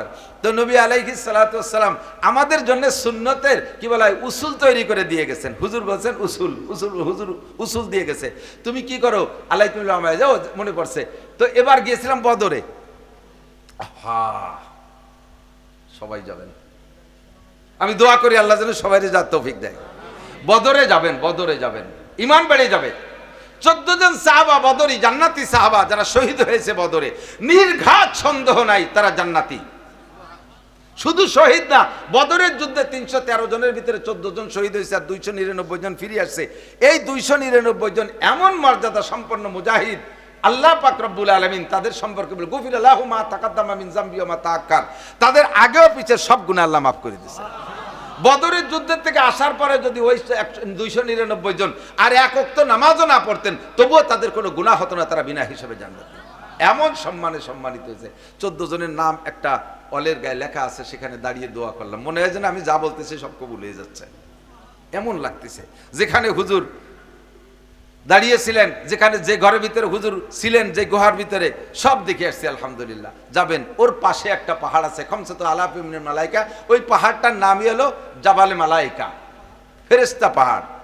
এইটা সম্পূর্ণ বালি দিয়ে, একটা পাথর নাই, একটু মাটি নাই, একেবারে সে যে কি বালি, মানে স্বর্ণের মতো চিকচিক করতেছে, একেবারে সোনার রং। মনে হয় যেন ওই বালিরে রিফাইন করলে সোনা হবে, এত চিকচিকে বালির পাহাড়। একটু বালি সরতেছে না, বিশাল পাহাড়, উপর পর্যন্ত মনে হয় হবে মানে 1000-1500 ফিট উঁচু হবে এই পাহাড়। এরপর 5000 ফেরেশতা আছে, আলাইহিম ইমামাতুন খাজরা, তাদের মাথায় ছিল সবুজ পাগড়ি, মাথায় ছিল সবুজ পাগড়ি। এই ফেরেশতারা এখান থেকে দল ধরে যায় বদরের থেকে খানিক দূরে, ওখানে নামিয়ে তারপরে দল নিয়ে তারপরে বদরের প্রান্তে যাইয়া মারছে, জোড়া মারামারি দিয়েছে, 70 ডোরে বাড়ো শোয়া বেলায় দিয়েছে। আল্লাহু আকবার। তো ফেরেশতারা পরতেন সবুজ পাগড়ি। আমাদের সরমুনের পিসাবের হুজুরের ভক্তবৃন্দরা সবুজ পাগড়ি পরে, ঠিক না? আবার মুফতি নুরুল আমিন সাহেব, তারপরে মিখলের উলামায়ে কিরাম, আরো উলামায়ে কিরামরা আছে, তারাও কালো কালো পাগড়ি পরে। আবার অনেকে আছে কালো সাদা পাগড়ি পরে। আফগানি মুজাহিদিনদের মাথায় কালো কালো সাদা মিক্সার পাগড়ি। এই পাগড়ির কথা হুজুর বলছেন, পাগড়ি পরো। তা কয় যে হুজুর আপনার সুন্নত এদি এইটা মনমোহন সিংও পরে, ভারতের শিখ পাল্টি, ওরা কিন্তু পাগড়ি পরে। মনমোহন সিং এর মাথায় যে পাগড়ি, এই পাগড়ি ডেলি পরাই দেওয়ার জন্য যেই কর্মচারী, তারও বেতন বলে 2 লাখ টাকা, খালি পাগড়ি বাঁধিয়ে দেবে। যে সময় মনমোহন সিং প্রেসিডেন্ট ছিল, তাই তারাও তো পাগড়ি পরে। তাহলে তাদের পাগড়ি আর আমাদের পাগড়ি, হুজুরকে পার্থক্য হলো তাদের পাগড়ির নিচে টুপি নাই, তোমরা পাগড়ির নিচে টুপি পরবা। যদি পাগড়ি নাও পারো কমপক্ষে টুপিটা পরবা। এই টুপির ভিতরে নবী টুপি পরতে বলছেন। কিন্তু আমরা এটাকে অনেকেই অবজ্ঞা করি, খালি মেথায় নামাজ পড়ে, কয় টুপি কি নামাজের কিছু নাকি, টুপি না বললি নামাজ হয় না, এই একটা না হলি ইডা না হলি হয় না, উডা না হলি হয় না, এই কয়ে আস্তে আস্তে সব বাদ দিয়ে শুরু হয়ে দিতেছে। কতক্ষণ পাঞ্জাবি না হলি নামাজ হয় না, গেঞ্জি ভরে নামাজ হয় না, প্যান্ট ভরে নামাজ হয় না, লুঙ্গি ছাড়া হবে না, ডিলে জামা ছাড়া হবে না, এটা হলি হয় না, ও না হলি, এই কয়ে একটা বাদ দিচ্ছে। সব জায়গার সুন্নত গুলো এই আকাম করে বাদ দিচ্ছে। দোস্ত, এবার মেডিকেল সায়েন্সের বিজ্ঞানীরা ওর মধ্যে ডুবইয়া গুটে ঘেটে দেখে যে মুহাম্মদুর রাসূলুল্লাহ মহাবিজ্ঞানী, তার এই টুপির হুকুমের ভিতরে অনেক ফায়দা রয়েছে। যত মেডিকেল স্টুডেন্ট আছে, যত মেডিকেল প্রফেসর আছে, যাবেন মেডিকেল কলেজে যাবেন, হাসপাতালে যাবেন, সমস্ত নার্স, হাসপাতালের ডাক্তার এবং ওর ভিতরে যারা আছে, সকলের ডিউটি কালে, রুগী পরিদর্শনকালে বা রুগী চিকিৎসাকালে কমপক্ষে মাথায় ক্যাপ পরে কি পারে না? কেন পারে? কয় মুহাম্মাদুর রাসূল, তোমাদের মুহাম্মদ বড় বিজ্ঞানী ছিল, মাথার চুলের ভিতরে জার্ম জীবাণু ঢুকে মানুষকে ওই রোগে আক্রান্ত করে ফেলতে পারে, এই জন্য টুপি দিয়ে মাথাটাকে ঘিরে রাখতে হয় যাতে চুলির মধ্যে দিয়ে না ঢোকে। তবে তোমাদের মুহাম্মদ এ ব্যাপারে তো সত্যি বিজ্ঞানী, কিন্তু মুহাম্মদ যদি আর একটু বাড়ায় দিয়ে যেত তাহলে সমস্যা হতো না। সেটা কি? কয় তোমাকে টুপিতে বারেন্দা নাই, বারেন্দা না থাকার কারণে খরা লাগে, চোখ নষ্ট হয়ে যায়। এই হলো আমাকে কুবুদ্ধি দিয়া শুরু হচ্ছে। তাহলে কি করা যায়? টুপি তোমাদের ভালো কাজ, ওর সাথে একটা বারেন্দা লাগাই নাও। বারেন্দা হলে তার নাম হবে ইংরেজিতে ক্যাপ। বারেন্দা কি সামনে না পিছনে? সামনে। কথাটা কত যুক্তিসঙ্গত। একটা বারেন্দা সামনে থাকলে চোখে ছায়া পড়ে, কপালে খরা লাগে না, ভালো ঠায়, কি সুন্দর করে বুঝাইছে। উদ্দেশ্য তার ভিতরে আন্ডারগ্রাউন্ডে অন্য কিছু, সেইটি আপনারা বুঝতে দেয় নাই, এমনভাবে হাইলাইট করছে তার বক্তব্যটারে, আপনারা সেই গোপন তথ্য বুঝতে দেয় নাই। সেটা হলো বারেন্দাটা যদি সামনে লাগাও তাহলে তুমি ওই টুপি ভরে সিজদা দিতে পারবে না, আর বারেন্দালা টুপির কারণে শেষ পর্যন্ত নামাজি ছেড়ে দিবা। অপকৌশল ঢুকছে কোন জায়গায় দিয়ে? নবী পাক এজন্যই বলেন, মান তামাসসাকা বিসুন্নতি ইনদা ফাসাদে উম্মতি ফালাহু আজরু মিয়াতি শাহীদ। যেই সময় মুসলমানদের অলসতার কারণে, আমাদের মুসলমানদের খেয়াল করে না, যে সময় মুসলমানদের অলসতার কারণে অথবা অমুসলমানদের অপষড়যন্ত্রের শিকার হইয়া তোমাদের মধ্য থেকে এভাবে একটা একটা করে সুন্নাত বিলুপ্ত হতে থাকবে, একটা করে সুন্নাত বিলুপ্ত হতে থাকবে। নিচে দস্তারখান বিছিয়ে খানা খাইলে কয় পেট ভরে খানা খাওয়া যায় না, এই জন্য টেবিলের উপরে ভাত রয়ে চেয়ারে পারবো, সে একেবারে বাসের সুঙ্গ কায়দায় গাদাবা, পরাণ বেড়ে ভ্যাট বেড়ে খাতি পারবা। রান্ধি বান্ধি যদি রান্না বান্না করে ঠিক মতো খাতি না পারো, এই হয় আর কুজ হয়ে বসে গেলে খাওয়া যায় না। এই জন্য চেয়ার টেবিল আইডি দিয়েছে, ফাঁকে দস্তারখানটা বাদ হয়ে গেছে। ততক্ষণ যখন মুসলমানদের ষড়যন্ত্রের শিকার হইয়া মুসলমানদের ভিতর থেকে সুন্নাতগুলো চলে যেতে থাকবে। হে আমার প্রাণ প্রিয় কলেজ স্টুডেন্ট, আমার দেশের বাপ ও ভাইয়েরা, একটু লক্ষ্য করে শুনুন। আল্লাহ নবী বলেন, ওই সময় যদি একটা সুন্নতকে মহাব্বত করে জিন্দা করার উদ্দেশ্যে আমল করো, তাহলে উহুদ আর বদরে যাইয়া যেই সকল সাহাবায়ে কেরাম শাহাদাত বরণ করেছে, তোমার বাংলাদেশি শহীদ না, আরে উহুদ বদর খন্দকে যে যারা শাহাদাত বরণ করেছে, এই রকম শহীদের 100 শহীদের যেই নেকি, একটা সুন্নতের বিনিময়ে আপনাকে সমপরিমাণ নেকি দান করা হবে। বদরের শহীদরা কত দামি শহীদ! ওহুদের শহীদরা কত দামি শহীদ। ওহুদের শহীদদের ভিতরে একজনের নাম সাইয়্যিদুশ শুহাদা হামজা রাদিয়াল্লাহু তাআলা আনহু, নবী পাকের প্রিয় চাচা। 80-র উপরে তীর তরবারির আঘাত খেয়ে শাহাদত বরণ করেছে, চেহারাটা চেনা যাচ্ছিল না। আর একজন শহীদ যুবক, আমার যুবক, আর একজন শহীদ যুবক শহীদ সবে মাত্র বিবাহ করেছে, নতুন স্ত্রী নিয়ে মাত্র 2-1 রাত বাসর করেছে। এর মধ্যে ডাক আসছে, চলে গেছে নবী পাকের সাথে জেহাদে, জেহাদে যে শাহাদত বরণ করেছে, অথচ তার গোসল, ফরজ গোসল পর্যন্ত বাকি ছিল। আল্লাহু আকবার। এই ফরজ গোসল করানোর জন্য ফেরেশতারা তাকে শহীদদের কাতার থেকে আকাশে উঠাই নিয়া জান্নাতের পানিতে গোসল করাইয়া ফরজ গোসল আদায় করে তারপরে জমিনে রেখে দিয়েছেন। এর নাম হলো গসিলুল মালাইকা হানজালা রাদিয়াল্লাহু তাআলা আনহু। এইরকম শহীদের 100 শহীদের যেই সওয়াব, আমার বন্ধু যুবকরা, কলেজের ছাত্ররা, আমার বাপ ও ভাইয়েরা, একটা সুন্নতের পর আমল করলে সম পরিমাণ নেকি দেবে বলে নবী পাক ওয়াদা করেছেন। সরে চলে গেছি বহুদূর। তো দোস্ত, নবী পাক উসুল বলে দিয়েছেন, নারীরা লেখা শিখবা না। কেন শিখবা না? তুমি বারা গবেষণা করে ঢুকে দেখো। এক শিখলে দেশে জেনা বাড়বে, ব্যভিচার বাড়বে, জারজ সন্তান বাড়বে, পুরুষদের বেকারত্ব বাড়বে, আর হারামজাদা বাড়বে। দেশটা জারির বাসায় ভরি যাবে 100 কারণ ছেলেরা শিক্ষা অর্জনের পরেও চাকরি পাবে না, মায়েরা চাকরিজীবী হবে, আর বেকার ছেলের সাথে বিয়ে বসবে না। বিয়ে করে নাই আর বিয়ে বসে নাই বিদায় যে আভ্যন্তরীণ কর্মকাণ্ড ঠেকে থাকবে তা থাকবে না। তারা বিভিন্নভাবে অবৈধ পন্থা এগুলো করতে থাকবে, আর দেশে জারজ সন্তান পয়দা ধীরে ধীরে বাড়তে তালে থাকবে। হুজুর এই নানান কিছু ভেবে চিনতে উসুল আর কি বলা হয় সূত্র তৈরি করে দিয়ে গেছে, যে আলাই কি বলা হয়, আল্লিমুহুন্না সূরাতুন নূর ওয়ালা তুআল্লিমুহুন্নাল কিতাবাতা। মেয়েদেরকে সূরা নূর শিক্ষা দাও, তাদের পর্দা শিক্ষা দাও। মাইয়েকে চাকরি করে দুই মুছে খাইও না, মায়েরা থাক ঘরের ভিতরে, ছেলেরা চাকরি করুক। লক্ষ লক্ষ ছেলে বেকার ছানা বাইন্দে মুকুচরে ঘুরে বেড়াচ্ছে। এই খেজুর গাছ কাটা গাছিকে মতো ব্যাগ হয়েছে না আজকাল। খেজুর কাটকার গাছিরা ওই যে স্যাংটান ডুয়োনুজনের যে ব্যাগটা, ওকে সামনে বাঁধে না পিছনে? পিছনে ঝুলাই না। আর এখনকার ব্যাগ হয়েছে স্কুল ব্যাগ পিছনে, সে খেজুর কাটা গাছিকে টুনি, এই ঠুঙ্গি ভাইরাস সার্টিফিকেট নিয়ে যত জায়গা আছে সব জায়গা ঘুরতে ঘুরতে ঘুরতে ঘুরতে চাকরির বয়স পার হয়ে গেছে, কোনো জায়গা চাকরি নাই। এখন চাকরির এজ ওভার, আর হবে না। সাদাকাল্লাহুল আযীম। আর হবে না। এখন কি করতে হবে? পোল্ট্রির ফার্ম করতে হবে, ছাগল পালতে হবে, নানান কুবুদ্ধি দিয়া। ওদিকে মেয়েদের কুঠা, লম্বা কুঠা, এই কুঠা বরাদ্দ নিরসনের জন্য যুবকরা ছাত্ররা আন্দোলন করলো, কিন্তু সেই কুঠা যে কোন কুঠাইতে কোন কুঠায় গেছে তাই তো বুঝতে পারতেছি না। কথা কন না কেন? সমন্বয় করে কি সমন্বয় হলো তাই তো বুঝতে পারতেছি না। আগে একদল পাতে, এখন আর দল পায়। আগে একদল বঞ্চিত, এখন আর দল বঞ্চিত। সমন্বয় কি হলো? ইনসাফ কি করলে? বেইনসাফি করলে আসমান জমিন থেকে রহমত বরকত উঠে যাবে, আল্লাহর গজব আসমান জমিন থেকে বের হওয়া শুরু হয়ে যাবে। কথা কোন ঠিক না? আমরা সকলে শান্তি চাই। সর্বাবস্থায় কি চাই? জোর হলো না? অশান্তি চান একজন মানুষ আছেন? অশান্তি চান 4-5 জন আছেন। ও তালে তালে উঠে বেলাইছে। শান্তি চাই সবাই। কথা কন কি চাই? শান্তি চাই। অশান্তি চাবেন না, দরকার নাই। শান্তি চাইয়ে তাই বাসছেন, আর অশান্তি যদি চান তাহলে কেউ কোন জায়গা যে ঠেকবেন। কখনো অশান্তি চাবেন না, অশান্তির দোয়াও করবেন না। কেউ চাই না যে আমার স্ত্রী সকালবেলা ঘুমের উঠে জুতো দিয়ে দুটো বাড়ি দিক, এ চাইনি কি কেউ? আল্লাহ এতদিন ভালোই দেখছি, এখন চোখ দুটো কানা হয়ে যাক, কেউ চান? আল্লাহ ইরিদান লাগাইছে, পাইয়ে যাওয়ার পরে কাটার আগে যেন শিল পড়িয়ে সব শেষ হয়ে যায়, কেউ কয়? আল্লাহ 20 লাখ সরে চলে গেছি বহুদূর। তো দোস্ত, নবী পাক উসুল বলে দিয়েছেন, নারীরা লেখা শিখবা না। কেন শিখবা না? তুমি বারা গবেষণা করে ঢুকে দেখো।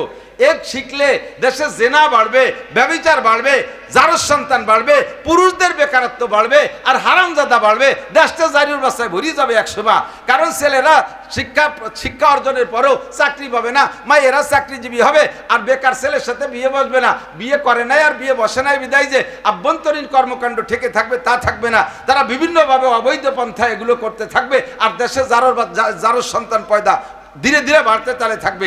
হুজুর এই নানান কিছু ভেবে চিনতে উসুল আর কি বলা হয় সূত্র তৈরি করে দিয়ে গেছে, যে আলাই কি বলা হয়, আল্লিমুহুন্না সূরাতুন নূর ওয়ালা তুআল্লিমুহুন্নাল কিতাবাতা। মেয়েদেরকে সূরা নূর শিক্ষা দাও, তাদের পর্দা শিক্ষা দাও। মাইয়েকে চাকরি করে দুই মুছে খাইও না, মায়েরা থাক ঘরের ভিতরে, ছেলেরা চাকরি করুক। লক্ষ লক্ষ ছেলে বেকার ছানা বাইন্দে মুকুচরে ঘুরে বেড়াচ্ছে। এই খেজুর গাছ কাটা গাছিকে মতো ব্যাগ হয়েছে না আজকাল। খেজুর কাটকার গাছিরা ওই যে স্যাংটান ডুয়োনুজনের যে ব্যাগটা, ওকে সামনে বাঁধে না পিছনে? পিছনে ঝুলাই না। আর এখনকার ব্যাগ হয়েছে স্কুল ব্যাগ, পিছনে সে খেজুর কাটা গাছি গিয়ে ঠুনি, এই ঠুঙ্গি ভাইরাস সার্টিফিকেট নিয়ে যত জায়গা আছে সব জায়গা ঘুরতে ঘুরতে ঘুরতে ঘুরতে চাকরির বয়স পার হয়ে গেছে, কোনো জায়গা চাকরি নাই। এখন চাকরির এজ ওভার, আর হবে না।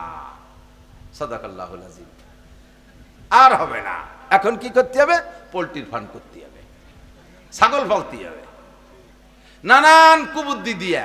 ওদিকে মেয়েদের কুঠা, লম্বা কুঠা,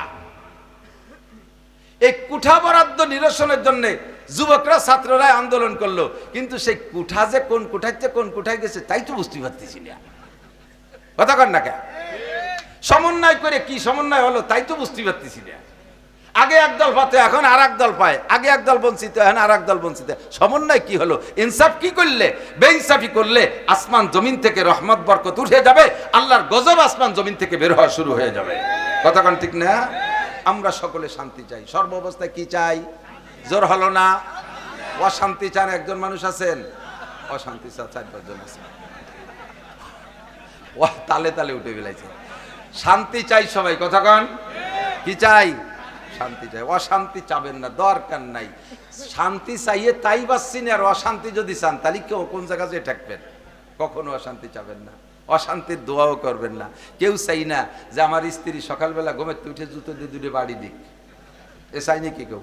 আল্লাহ এতদিন ভালোই দেখছি, এখন চোখ দুটো কানা হয়ে যাক, কেউ চান?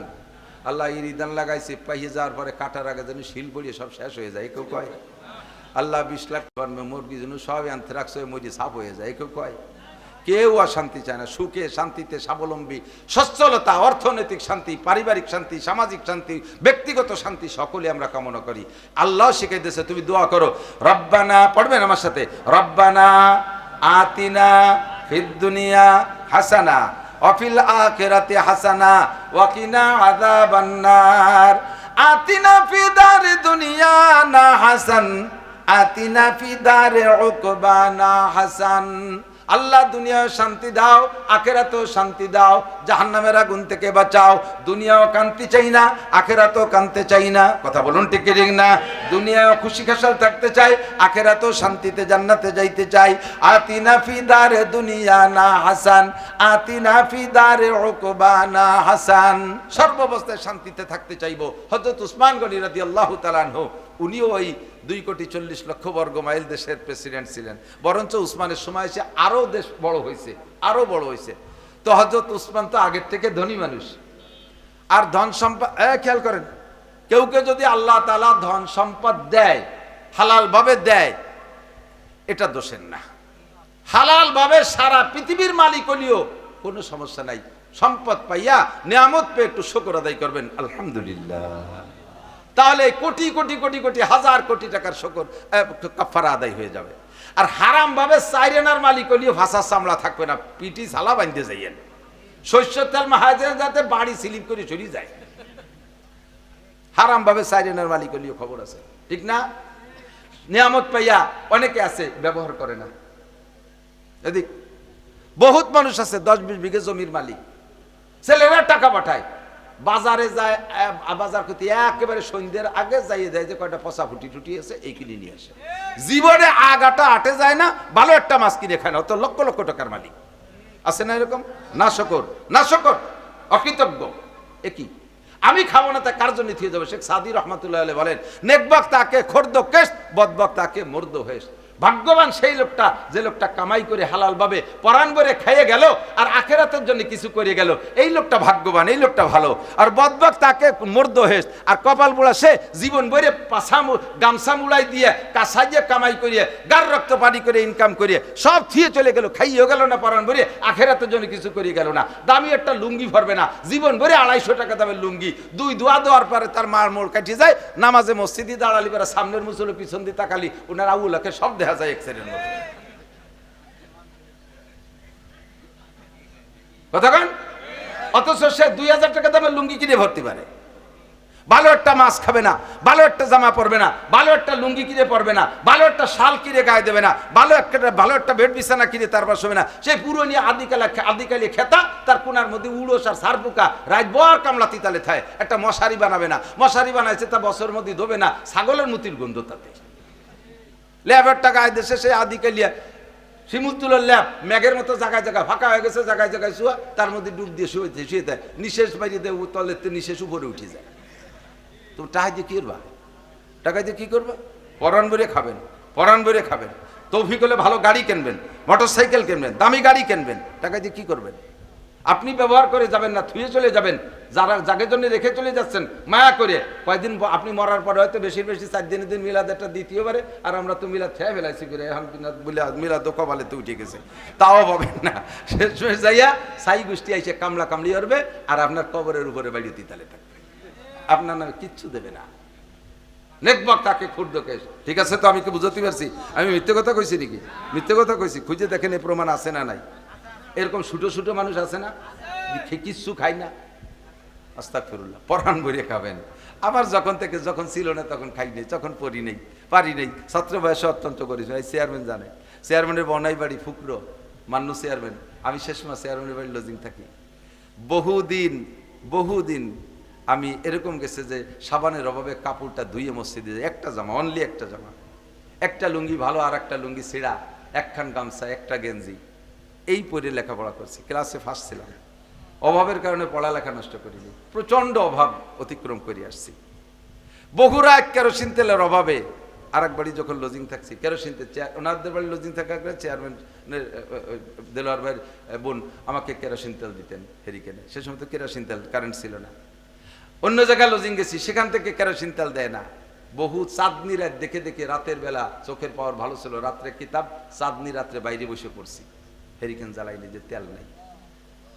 এই অভাব চলে গেছে। ছাত্র ভাইদের পুরন স্যান্ডেল ফেলাই দিয়েছে পঞ্চ, তাতে সেলাইনির পাইপের ফিতে দিয়ে পাই দিছি। অভাব যখন ছিল পাই নেই ব্যবহার করি, যখন আল্লাহ তৌফিক দিছে।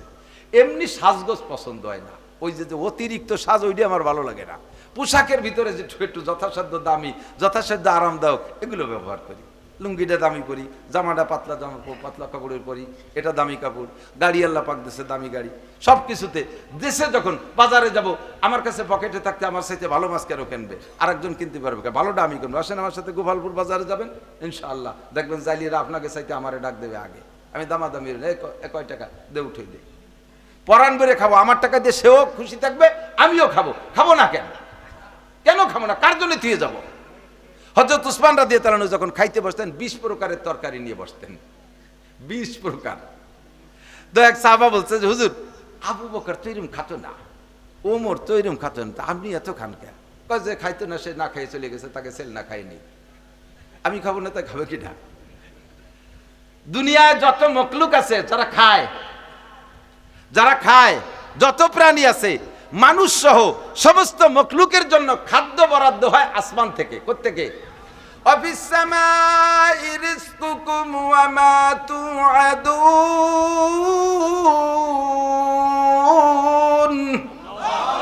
আসমান থেকে তোমাদের জন্য রুজি আসে। কোত্থেকে? ওসিলা কিডা? কার নামে বরাদ্দ হয়? সমস্ত মোমেনরা, ইমানদাররা, ইমানদারের নামে বরাদ্দ হয়। ইমানদারের নামে, আপনাদের নামে বরাদ্দ। খাইয়ে যায় ডোনাল্ড ট্রাম্প, খাইয়ে যায় নেতানিয়াহু, খাইয়ে যায় নরেন্দ্র মোদী, খাইয়ে যায় ওয়াং সং সুচি, খাইয়ে যায় চাইনালারা, খাইয়ে যায় হিন্দু বুদ্ধ খ্রিস্টানরা। বরাদ্দ আমাদের নামে, আমরা খাবো না, আমাদের নামে বরাদ্দ ওরা খাবে, এটা হতেই পারে না। কথা বলেন ঠিক ঠিক না? আমি বারান বরে খাইয়ে থাকলে খাবে, না থাকলে বারে যা খুশি করে বেড়াবে। 500 বরযাত্রী যান, 500 বিয়েতে বরযাত্রী যান, 500 লোকের জন্য যে খানা অ্যারেঞ্জ হয়েছে, এটা ওসিলা কেডা? বর। ওসিলা কেডা?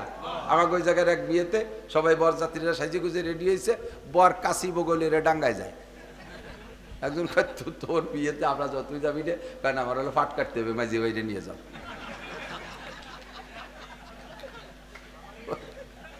ওর পাট কাটতে হবে, ও বিয়েতে, নিজের বিয়েতে যাবে না। মাঝি ভাই কেন? মাঝি ভাইয়ের বাপ দাদারে নিলেও কি মাইয়ে দেবে?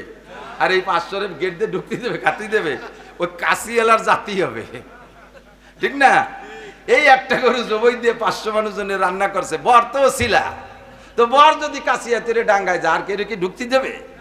দুনিয়ায় যত বরাদ্দ আছে সব আপনারা মুসলমানরা বর, বলেন না আলহামদুলিল্লাহ। মোমেনরা বর, আপনাদের নামে বরাদ্দ। আর আমার হযরত উসমান বলেন, বরাদ্দ আমাদের নামে, আর খাবে কারুন, হামান, ফিরাউন, সাদ্দাদ, নমরুদ, আবু জাহেল, আবু লাহাব, উতবা, সাইবা, ওলীদ ইবনে মুগিরা, দুনিয়ার কাফেররা খাবে, আর আমি খাবো না, আমি পারবো না। আমি বরান বলি খাবো, খেয়ে থাকলে ওরা খাবে, না খালি না খাবে। আর যে দুইজন আগে খাইনি ওটা কি জন্য খাইনি ওটা তাদের ব্যাপার, ও প্রশ্ন আমার করে লাভ নাই। হযরত আলী রাদিয়াল্লাহু তাআলা আনহু যখন চতুর্থ খলিফা, তখন দেশ আরো বড় হয়ে গেছে। উনি ইরাকে আসে, ইরাক একটা প্রদেশ, এই ইরাক প্রদেশে আছে, ওখানের গভর্নর সাহাবা হযরত আলী রাদিয়াল্লাহু তাআলা ওই জায়গায় আসছেন, আইসে প্রদেশ দেখতে আসছে, পরিদর্শনে আসছেন। তা আগের থেকে আসবেন বলে তো খবর জানাইছে, প্রাদেশিক গভর্নর সেভাবে রাষ্ট্রকে সাজাইছে সুন্দর করে। যখন হযরত আলী গেছে, আলীর সাথে 10-20 খান গাড়ি যাই নেই, আমাকে নেতারা একটু বাবা একটু কোনো মতে পতাকা পালিয়ে সংসদে ঢুকতে পারলে এই তরুণের ঠেলায় রাস্তা গুলা হয়ে যায়, অমুক তরুণ তমুক তরুণ, তরুণ তরুণ তরুণ তরুণ হয়ে গেছে। আল্লাহ 40 খান গাড়ি, আগে 20 খান, ফাঁসে 20 খান, মাঝখানে খান তিনি এক কালারের, ওর কোনখানের ভিতরে পলাই রয়েছে নেতা তা টেরও পাওয়া যায় না। সামনে দিয়ে পুলিশ ওই পলাপলি খেলতে খেলতে কু কু কু কু করতে খেলতে আসে, ঠিক না? ছোটবেলায় আমরা পলাপলি খেলতাম, মনে আছে নাকি? লুকোচুরি পলাপলি। এর বেশি বেকায়দা জায়গায় যে পলাইছে তারে তালাশ করে পাচ্ছে না, সে কি কথা, কুক না দিলি খেলবো না, মনে আছে? নেতারা বাড়ি আছে, কুক না দিলি খেলবো না, এই কুক করতে করতে আসে। হযরত আলী গেছে একজন খাদেম সাথে রেডি, একটা ব্যাগের মধ্যে কটা রুটি, দুটি একটা লুঙ্গি বুঙ্গি এইগুলো নিয়ে গেছে।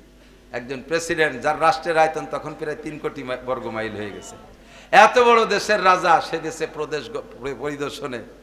তো ওই প্রাদেশিক গভর্নর যিনি, তিনি তো প্রেসিডেন্ট আসতেছে, আলাদা একটা সম্মান না, সে সেভাবে অনার টনার করার জন্য প্রস্তুতি নিয়েছে, সেইভাবে রাজকীয় অবস্থা। উনি গেছে ওইরকম খয়রাইতে অবস্থা, আমার মতো গামছা কান গাড়ি দিয়ে চলে গেছে। এখন যাওয়ার পরে অফিস টফিস দেখতেছে, গভর্নর সাহাবী বলতেছেন, হযরত কি খাবারের ইন্তজাম করতে পারি? খাবার কি খাবেন? ইরাকে তো অনেক আগের থেকে সভ্য দেশ, ইরাক অনেক আগের থেকে, ইরাক অনেক আগের থেকে সভ্য, তো খুব সুন্দর মনোরম দেশ, তো কি খাবেন? এখানে সব খানা আছে। তো হযরত আলী বললেন, তোমার আমার খাবার নিয়ে কোনো টেনশন করা লাগবে না, খাবার আমি সাথেই নিয়ে আসছি, তুমি আমার সাথে খাইও, তুমি আমার সাথে খাইও। তখন যার নিষেধ করছে, তখন তার আগবাড়ি কিছু করা যায় না, আরো খাওয়ারও দাওয়াত দিয়েছে। মনে মনে তো খুশি যে আজকে মদিনার থেকে প্রেসিডেন্ট কি কি যেন নিয়ে আসছে, তাই একসাথে খাবো। ঘুরতে ঘুরতে দুপুরে হয়ে গেছে, জোহরের নামাজ পড়িয়া কয়েকটা রুমি চলো, একটা রুমের মধ্যে গেছে, দরজা বন্ধ করে দাও, 2-3 থাল আনো, 2-3 থাল আনছে, প্লেট আনছে, পানি আনছে, দরজা বন্ধ করে দিয়ে দস্তারখান বিছে 3 প্লেটের ভিতরে খাদেম রে কইছে 2 খানের রুটি নামাও, 2 খান রুটি নামাইয়ে থালের মধ্যে দিয়ে প্লেটের মধ্যে দিয়ে পানি ঢেলে দাও। শূন্য রুটি তো অত চাপানো করা যাবে না, শূন্য রুটির মধ্যে পানি ঢেলে দিয়েছে, ভিজে ফুলে মুঠা হয়েছে, সাইডে নরম খেজুর ছাড়িয়ে দিয়েছে, খেজুর দিয়ে কসলাইয়ে পানি টুকরে মিঠে বানাও আর এই রুটি দিয়ে খাও। গভর্নর এই খাবার দিয়ে ভয়তে থরথরায় কাঁপতেছে, আল্লাহ কোন পরীক্ষা নিচ্ছে, কোন বিপদের মধ্যে ফেলাই দেয় তা আল্লাহই ভালো জানে, রাজা বাদশাদের কৌশল তো ভিন্ন। আর আলী রাদিয়াল্লাহু তাআলা আকদাহুম আলী, বিচার বুদ্ধিতে হযরত আলী ছিলেন সাহাবাদের ভিতরে সবচাইতে শ্রেষ্ঠ। আবু বকর ওমরের চাইতে বিচার বুদ্ধিতে আলীকে আল্লাহ তাআলা বেশি দিয়েছিলেন। কোন কৌশল খাটাইয়া কোন বিপদে ফেলায় আজকে মনে গভর্নরই ছুটে যায়, কাঁপতিছে, আর রুটি হাতেতে পড়িয়ে যা ভাব খাচ্ছে, আর ওই ভয়তে কাজু বাজুরি উজুল কি এই হয়নি কি কন দিদি, আপনি আইছেন, আপনি একটু আগের থেকে কবেন এই শূন্য রুটি আমরা খালাম না, আপনি কি করে, আর আমার দেশে আইছেন, মানে কি কবে টের পাচ্ছে না, জড়াই গড়াই যাচ্ছে। হযরত আলী বলতেছেন, লা তাহজান ওয়ালা তাখাফ, টেনশন করো না, ভয় পেও না, আমি তো নিষেধ করছি, তোমার কি চিন্তা, তুমি তো আমার প্রস্তাব দিয়েছো, আমি এই রুটি তুমি খাও, আমি যে রুটি আনছি খাও, দেখো এর ভিতরে একটা ভিন্ন ঘ্রাণ পাবা। এই রুটি মদিনার আটায় দিয়ে বানাইছি, এই রুটি মদিনার আটায় দিয়ে বানাইছি, মদিনার পানি দিয়ে সেনছি, মদিনার আগুনে এই রুটি সেকছি, মদিনার রোদ্রে শুকাইছি। যেই মদিনার ভিতরে বিশ্বনবী মুহাম্মদ রাসূলুল্লাহ সাল্লাল্লাহু আলাইহি ওয়াসাল্লাম ঘুমিয়ে আছেন, এর আটার মধ্যে মদিনাওয়ালার ঘ্রাণ, পানির মধ্যে মদিনাওয়ালার ঘ্রাণ, এর সব কিছুর মধ্যে মদিনাওয়ালার ঘ্রাণ। তোমার ইরাকের কোনো খাবারের ভিতরে মদিনাওয়ালার ঘ্রাণ নাই। তুমি এই রুটি খাইলে 40 দিন পর্যন্ত ইবাদতে আলাদা রকম স্বাদ তুমি অনুভব করতে পারবা। আর গুলের রঙ বুয়ে দেগারাস, প্রত্যেক ফুলের রঙ ও ঘ্রাণ আলাদা, ঠিক কিনা? এক এক ফুলের এক এক রং, এক এক ঘ্রাণ। আলী যেটা বললেন এটাও খারাপ না, উসমান যেটা বললেন সেটাও, প্রত্যেকটার যুক্তি আছে, ঠিক না? তো সব মিলে আমরা ওই আলী আর উসমানের মতো, আর আবু বকর আলী উমরের মতো ওইরকম ইমানদার দুনিয়ায় আসে নাই আর আসবে না। কাজেই আমরা ওইভাবে জুহুদ আর তাকওয়া অবলম্বন করতে, কি বলা হয়, ওইভাবে জুহুদ মানে দুনিয়া ত্যাগী হয়ে আমরা পারবো না, আমরা পারবো না। আমরা দোয়া করবো, রব্বানা আতিনা ফিদ দুনিয়া হাসানা ওয়া ফিল আখিরাতি হাসানা, দুনিয়াও শান্তি চাই, আখিরাতেও শান্তি চাই। চান তো? আল্লাহ পাক বলেন, শান্তি যদি পাইতে চাও 2টা মার্কায় ভোট দাও। মনে হচ্ছেন রাজনীতি হবে, 2টা মার্কায়, কয়টা? নৌকা ধানের শীষ, দুইটা একসাথে দিলি হবে নাকি?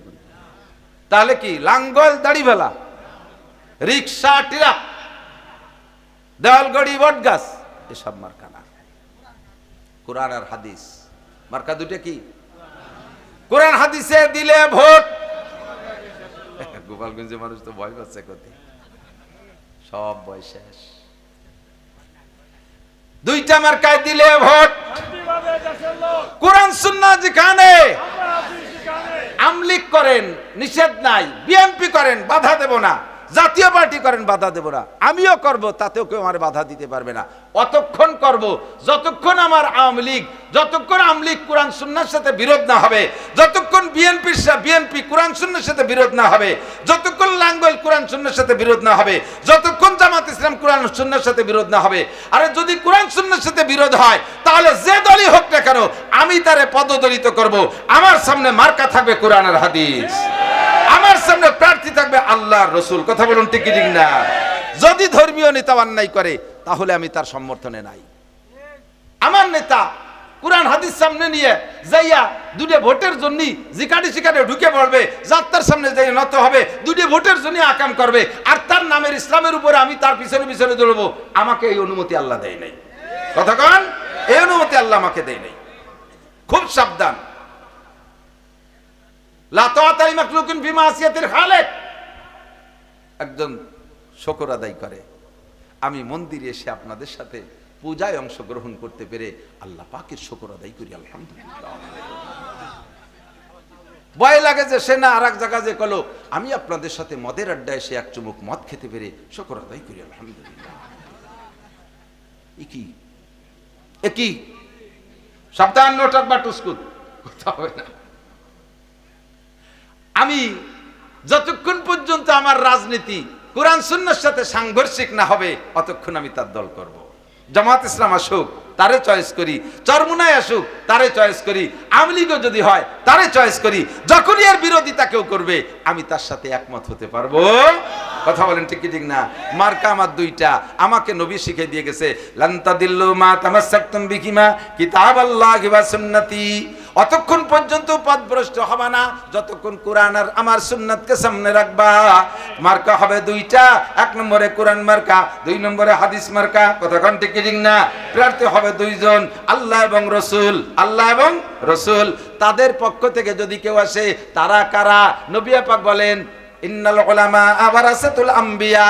আমি নবী চলে যাচ্ছি, আমি কিয়ামত পর্যন্ত প্রার্থী হয়ে তোমাদের সারা দুনিয়া চালাইতে পারবো না, আমার হায়াত শেষ চলে যায়। আমার পরে অ্যাসিস্ট্যান্ট হবে কারা? আল্লাহ পাকের কাছে আমি জিজ্ঞেস করছি, আল্লাহ আমার তো হায়াত শেষ চলে যাব, আমার এই ধর্মের দায়িত্ব কার জিম্মায় থাকবে? আল্লাহ পাক বললেন কোরআন শরীফ পড়ে দেখো, যাদের সম্পর্কে আমি সার্টিফাই দিয়েছি তাদেরকে তুমি দায়িত্ব দাও। কোরআন শরীফের কোন আয়াত পড়বো?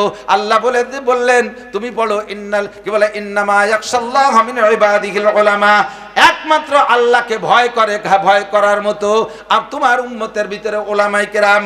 আর যারা আল্লাহকে বেশি ভয় করে, তুমি নবীর অ্যাসিস্ট্যান্ট তারা হবে। কথা বলেন ঠিক ঠিক না? নবীদের ভিতরে আল্লাহর ভয় যেমন ছিল সেই রকম ভয় আর মানুষ আসবে না। কাজেই পরবর্তীতে যাদের ভিতরে ভয় বেশি তাদেরকে তুমি অ্যাসিস্ট্যান্ট বানাও। তারা কারা?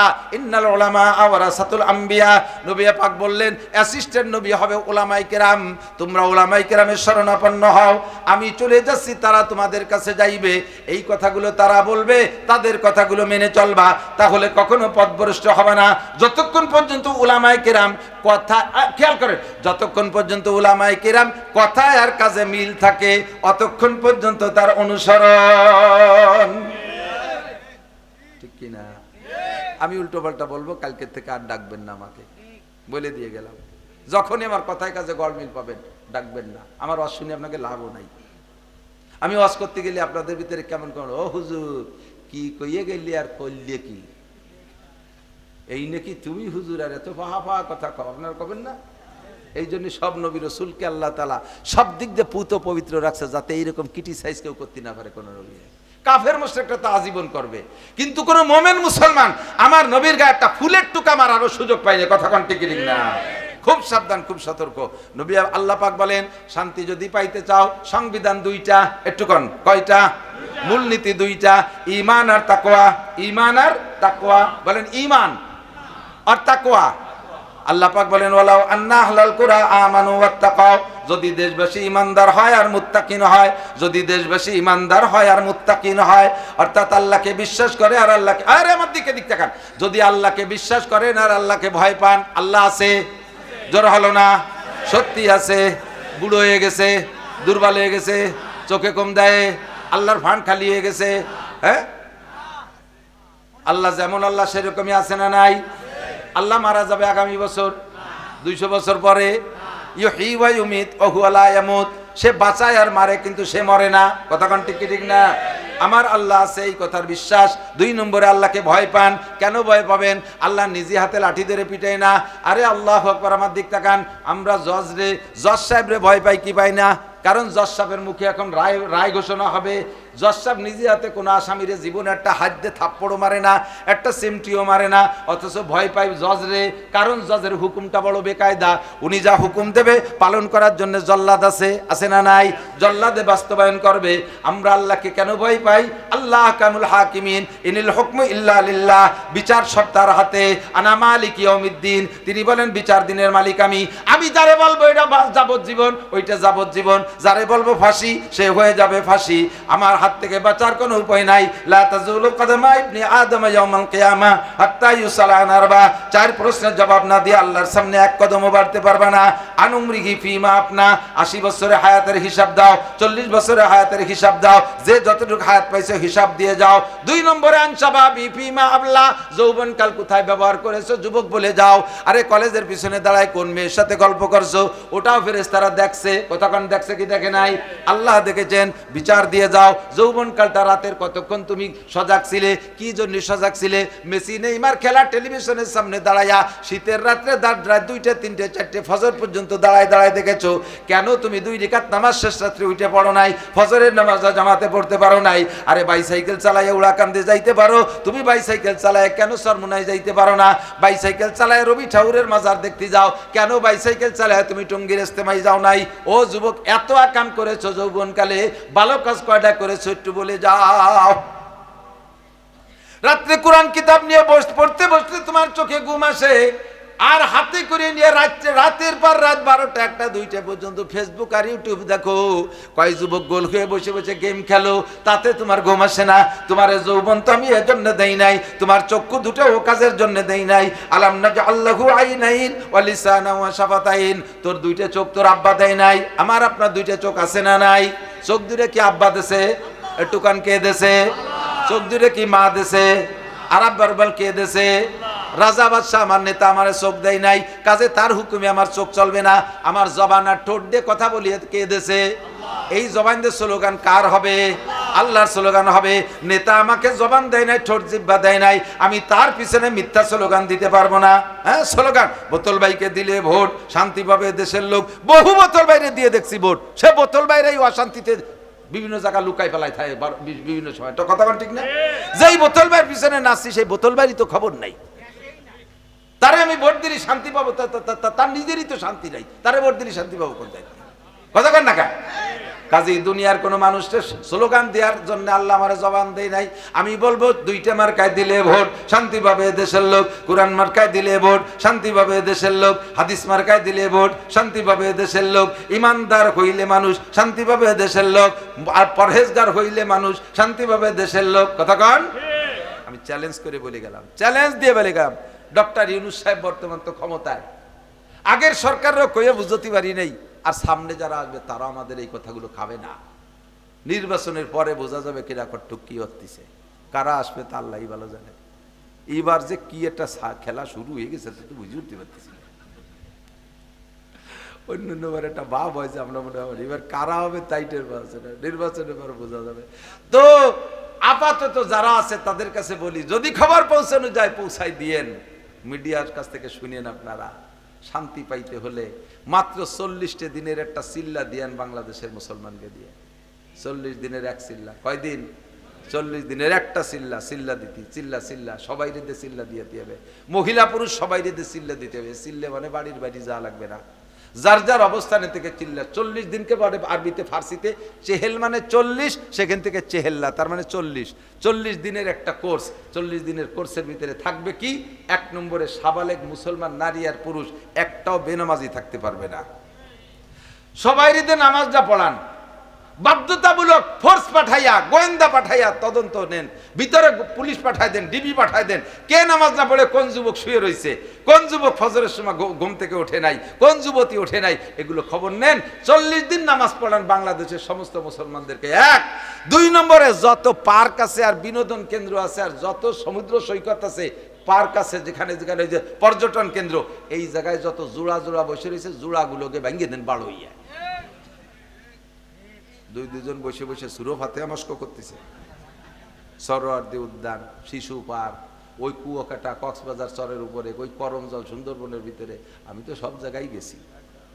ঢাকার ভিতরে কত আছে, আরো কত জায়গা আছে, আমাকে নিরিবিলি আছে, ওই পাশে পানিপাড়া আছে, রমনা পার্ক আছে, কত জায়গা আছে, জাফলং আছে, সব জায়গা আমি আল্লাহ বিধি পয়সা আমার ঘুরোয়, আর ও জায়গা নিয়ে আমার পকেট ভরে টাকা দেয়। তোমরা তো পয়সা খরচ করে যাও, দেখিয়েছি ও জায়গা কি আছে। 2 বসে বসে আল্লাহ বিল্লি হচ্ছে। ওই পার্টিরে বাড়ইয়ে ফাঁসার সামলা ছুরি বেড়াই দিতে হবে, দাবড়াইয়ে ঘরে ঢুকন। 2 কাজ। 3 নম্বর কাজ হলো হাট বাজার এই মহিলারা যেভাবে বিচরণ করতেছে, এটা বন্ধ করতে হবে। 100% পর্দা। 40 দিন মাত্র ট্রাই। 40 দিনের একটা ট্রাই করতে পারেন। জীবনটা তো কাটিয়ে গেল কত ভাবে, স্বাধীনের পরে 54-55 বছর চলে গেল, মাত্র 40টা দিনের একটা ট্রাই করেন।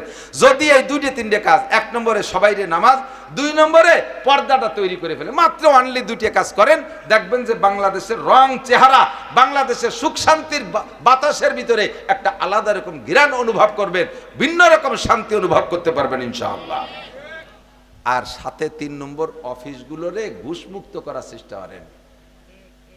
নির্বাচিত সরকারের সময় অফিসাররা ঘুষ খাইতে গেলে একটু হিসেব নিকেশ করে খাইছে। কোন নেতার কাছে কয়ে দেবার হ্যালো কই আবার বদলিয়ে পার্বত্য চট্টগ্রাম পাঠায় দেবে। আর এখন সেই সরকার নাই, এখন ভাসমান সরকার।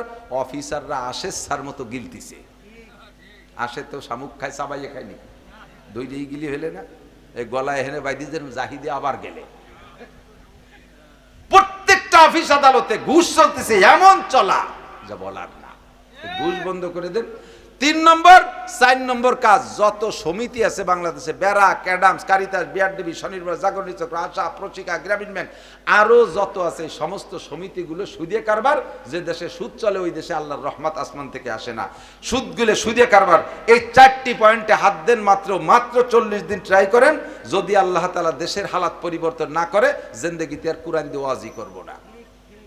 আমি এত বড় চ্যালেঞ্জ গ্রহণ করলাম, কারণ আমি জানি এই 4টি হলো সবচাইতে বড় মহামারী। দফা 14টা, 15টা, 20টা, 30টা যাই দিক, মূল দফাই এই 4টির ভিতরে, মূল দফা 4টির মধ্যে। কতক্ষণ শান্তি পাইতে হলে 2টা কাজ। নবী পাক বলেন, আমি সংক্ষেপ করে দিচ্ছি, অনেকের মেলা রাইতে গেছে, কষ্ট হচ্ছে, আর আমি তো ডেলি চিল্লেতি তালে থাই, দিনই একটা রাত্রে 2টে, দিনই একটা রাত্রে 2টে, আর সহ্য হয় না।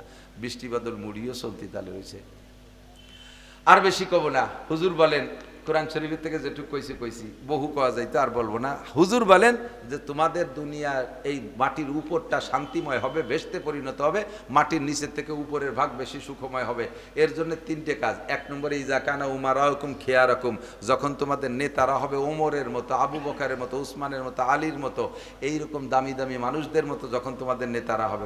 ওই সাইজের মানুষ তো আর হবে না, তা কনকে ওই সাইজ হবে না, ঠিক আছে, কিন্তু তার কাছাকাছি কিছু কিছু হলিও তো হবে।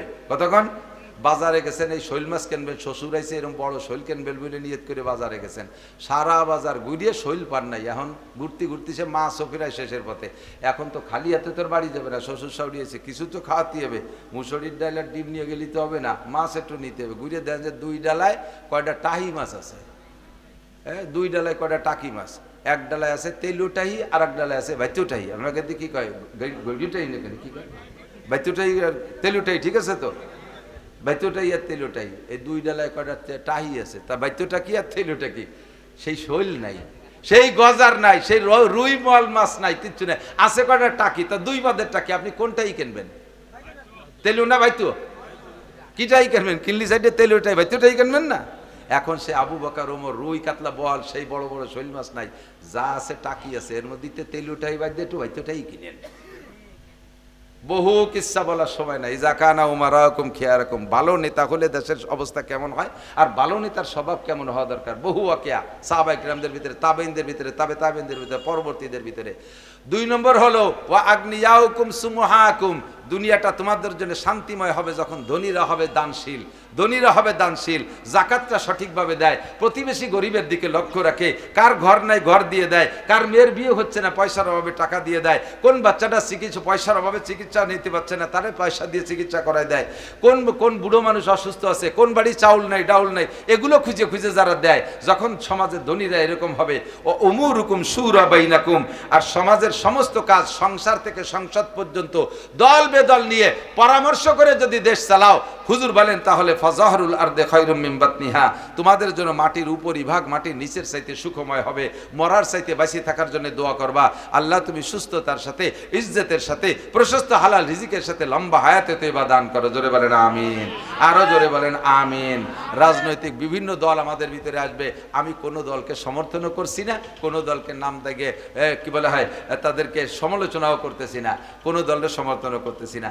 গোপালগঞ্জের মানুষ আমরা, আমাদের ভিতরে বুঝে শুনে যে কথাটা বললাম, তেলোটা হিয়ার বাইতেওটা হিয়ে একটু দেখিয়ে কিনিয়ে সামনে যদি নির্বাচন সরকার দেয় তাহলে একটু নির্বাচনে সেভাবে কমপক্ষে এতটুক বলি, 55 বছর তো নানান কিছু দেখছি, একটা বছর আমরা একটু কোরআনের শাসন দেখি, দেখি কেমন হয়, যদি ভালো নয় তাহলে আল্লাহরে ফেরত দেবো, আল্লাহ তু ওই না ওই দেশে আলো চলে না, তোমার কোরআন ওই পশ্চিম দিক নিয়ে যাও, এই কই সরাই দেবো, একটাবার একটু অনটেস্ট ট্রাই করে দেখতে পারি, কি পারি না কথা বলেন।